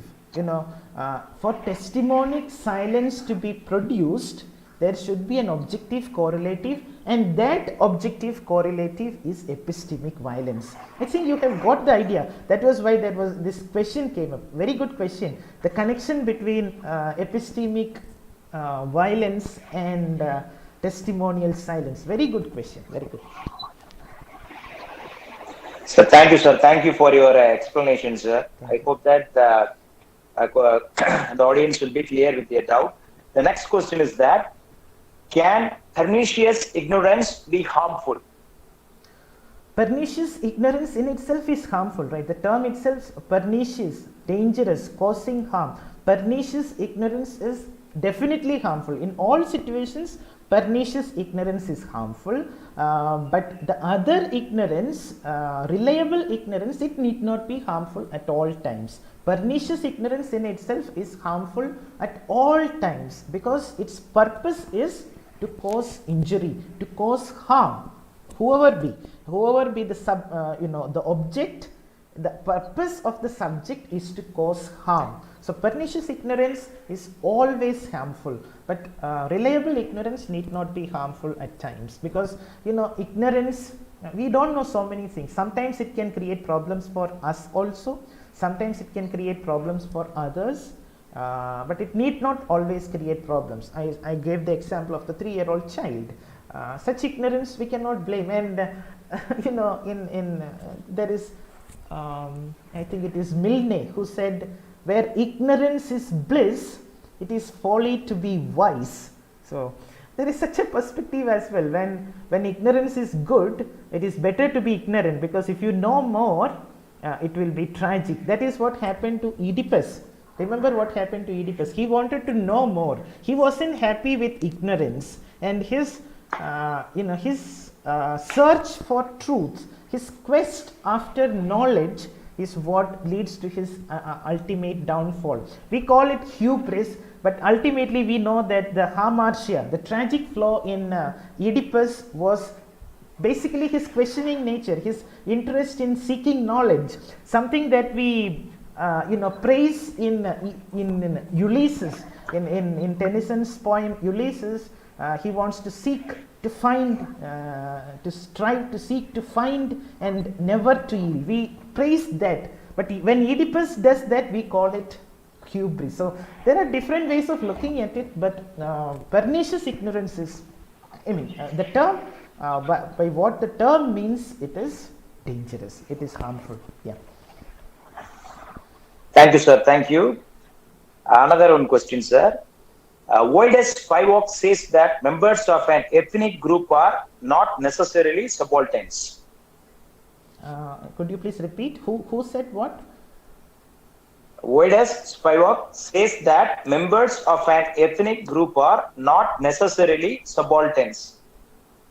Well, it depends, right? It depends. We cannot say that somebody is a subaltern just because somebody belongs to that particular group. Because it depends on the context, it depends on the situation. Even within situation, even within groups, there are subgroups. For example, when a peasant is revolting, maybe he is revolting against the government. Maybe he is revolting against the system, the bigger system, the ultimate enemy, the system. Maybe he is revolting against that. But there is an immediate enemy as well for the peasant. Who is the immediate enemy for the peasant or the proletariat? Who is the immediate enemy? The zamindar, the landlord, the person, the money maker who lends money for huge interest. The money lenders, those people, they are their immediate enemies. So can we call them subalterns? In a sense, they belong to a subaltern group, but are they subalterns? The money lender in a peasant community, he is a subaltern in a particular sense, but he is not a subaltern because he has some voice. We know what happened in British India. There were many Indians. Just because somebody is an Indian, it doesn't mean that all Indians were subalterns, right? There were many Indians who who took part in the British ruling system. The Britishers gave prominent positions to Indians. So can we say the Indians that the Indians were all subalterns? No. Just because we say that there is this colonizer and colonized divide, sometimes the colonized may go into the position of the colonizer as well, and that is why this violent decolonization was required in Africa. Franz Fanon says why it was required, because there were problems within the groups. And it is these people with vested interests within groups that create a lot of other problems within the group problems. For example, during Indian freedom struggle, the peasant revolts were there. The peasants were, the real peasants, the real proletariat, the real subalterns were there. On the one hand, the high class used them to show their strength. And on the other hand, they suppressed their interests as well. So all these things happen. So we cannot say just because somebody belongs to a particular group or something, a group membership, that cannot always guarantee that they are subaltern. Yeah.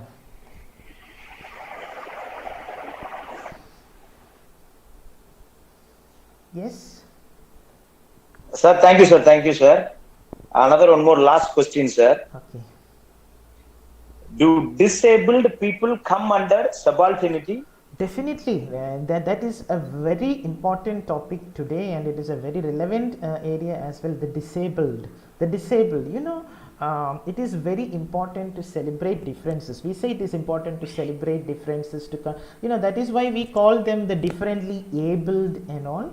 But definitely the disabled come under subalterns, because they don't get proper representation, they don't get proper voice. The thing is, the yardstick to decide should be this: are they getting proper representation? Are they able to voice their concerns? Are they being heard? If they are heard, and if they are properly represented, and if they are getting recognition, then we can say that no, they are no longer subalterns. They have risen from the ashes of their subaltern position into the, we cannot call them elite, but into the common people. We want everyone to be common people, right? We don't want this class distinction, the base structure and superstructure, the class struggle that Marxism speaks about. Maybe if we can dispense with that sort of a thinking, what Derrida said, we need to dispense with the idea of the center and the margins. He never said that by removing the center we should put something else at the center. That is not what Derrida meant. Similarly here too, that is the situation. We cannot do that, because a reservation, for example, that is a very burning question. Should reservations be there? Should certain categories be given reservation? The disabled are given reservations. In certain situations that is very much necessary. In certain situations we find that it is being exploited by some people as well. So it can only be understood based on the particular context in which certain things happen. And we cannot brand somebody as subaltern, we cannot brand somebody as elite. Maybe the same person can be elite and subaltern at the same time. That maybe the same person can be the center and the margin at the same time. So as Derrida said, what we need to do is to do away with this kind of thinking. We have to avoid thinking about things in terms of these binary oppositions. We want things to coexist. A harmonious coexistence is what we require. So but it is a very relevant thing, disabilities, and that is why there are a lot of disability studies happening. And disability studies, I guess, is always combined with subaltern studies as well, because of this inherent connection between the subalterns and the disabled. Thank you. Thank you, sir. One more question from our first year student. Yeah. She wrote a question that, sir, does prejudice and stereotypes about the subalterns worsens their situation further? Definitely, it is prejudice and what was the other term? Stereotypes. Yeah, stereotyping, prejudice, all these things contribute a lot to worsen the situation of the subaltern. No doubt about that. We ourselves make this mistake. We cannot say they are the elite who are oppressing this subaltern. No, it is we. We all are doing this. We knowingly or unknowingly, we all are doing this because of our prejudice, because of our we stereotype certain people. We cannot do certain things that we cannot understand the condition of manual scavengers. We have certain double standards.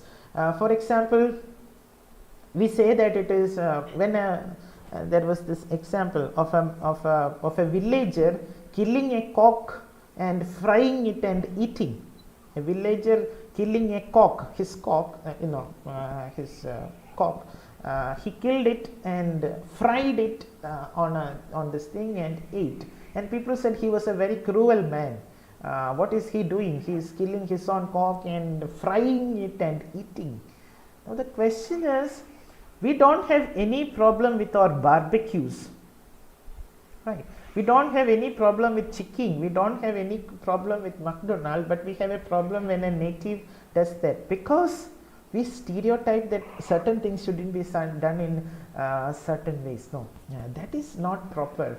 And this prejudice and stereotype, it changes according to our position as well. There was a time when the United States of America supported Osama bin Laden. Later, Osama bin Laden became the terrorist. There was a time when Indira Gandhi government supported the LTTE movement. They were liberation tigers of Tamil Eelam. And later, when they turned against LTTE, the Congress, the Indian National Congress, said that they are not liberation tigers, but they are terrorists. So, when our position changes, when the context changes, our prejudice, our stereotyping, our naming, everything undergoes change.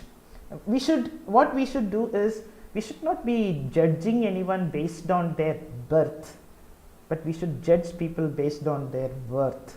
And then there won't be privileging. And privileging in the sense, quality should be privileged, right? There should be certain yardsticks for privileging, but what are those yardsticks? I don't know. But we should have discussions as what is privileged and is there privileging? Is there something called privileging? What should be privileged? I don't know. Maybe I made a mistake when I said worth should be privileged over birth, because I was privileging something. We cannot, as Derrida, what Derrida said, we cannot escape this nature of language. It puts us into the mess. we cannot escape it. Thank you for that question, first year. Nice question, very good. Thank you, sir. Thank you, sir. We are really amazed by your answer, sir. Thank you. Thank you for spending your valuable time with us, sir. Thank you, sir. Welcome. Sir, thank you so much for joining with us. Thank you so much for your valuable lecture. It's really thought-provoking, captivating, and we will join for one more lecture if possible in the future, sir. Hopefully, yeah, sure. Thank you so much, Mahesh. It was a great experience. Yes, nice talking. Thank you. Bye bye. Yes, sir. Bye, sir. Okay, thank you for your valuable questions. I hope these two sessions are very useful to all. Now it's the time to thank everyone. I would like to invite Bhima Rakshana from 2nd MA English to deliver the oath of thanks.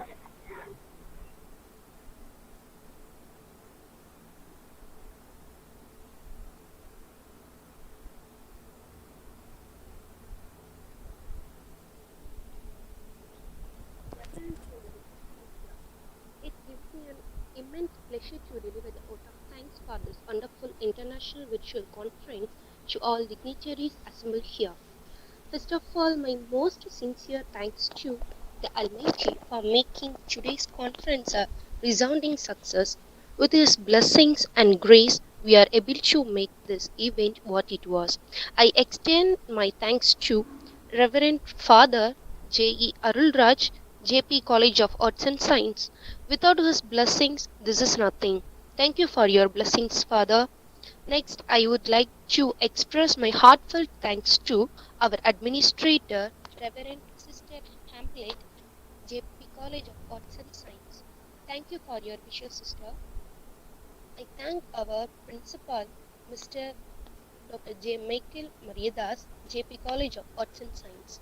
Thank you, sir, for your support, vision, and guidance. Next, I would like to thank our convener of this program, Professor S. Mahesh Raja, Department of English, JP College of Arts and Science. I want to express my sincere gratitude for all the efforts you have taken for this program for us. Thank you, sir, for your efforts and arrangements. Next, I am very happy to extend my sincere gratitude to the pillars of today's virtual conference, Professor Amir Hossain and Professor Manu Mangattu. Even in this pandemic situation, it's really a great blessing to listen your visions and thought-provoking ideas and so on. Thank you for the words you have shared. According to Matthew's technique, unity is strength. When there is teamwork and collaboration, wonderful things can be achieved. So I extend my heartfelt thanks to the organizing committee of today's program, Department of English, JP College of Arts and Science. Thank you all. Last but not the least, a thanks to all the participants, those who are attended this wonderful virtual international conference. Thank you all the scholars for supporting this virtual conference even in this hard situation. Keep loving and learn literature. Thank you. Thank you, Raksana, for your nice speech. One more small reminder. Afternoon by 2 o'clock, we are having the paper presentation session. So I request all the paper presenters, be ready yourself and be on time. Once again, I thank you all for joining the session. Thank you very much. Have a blissful day.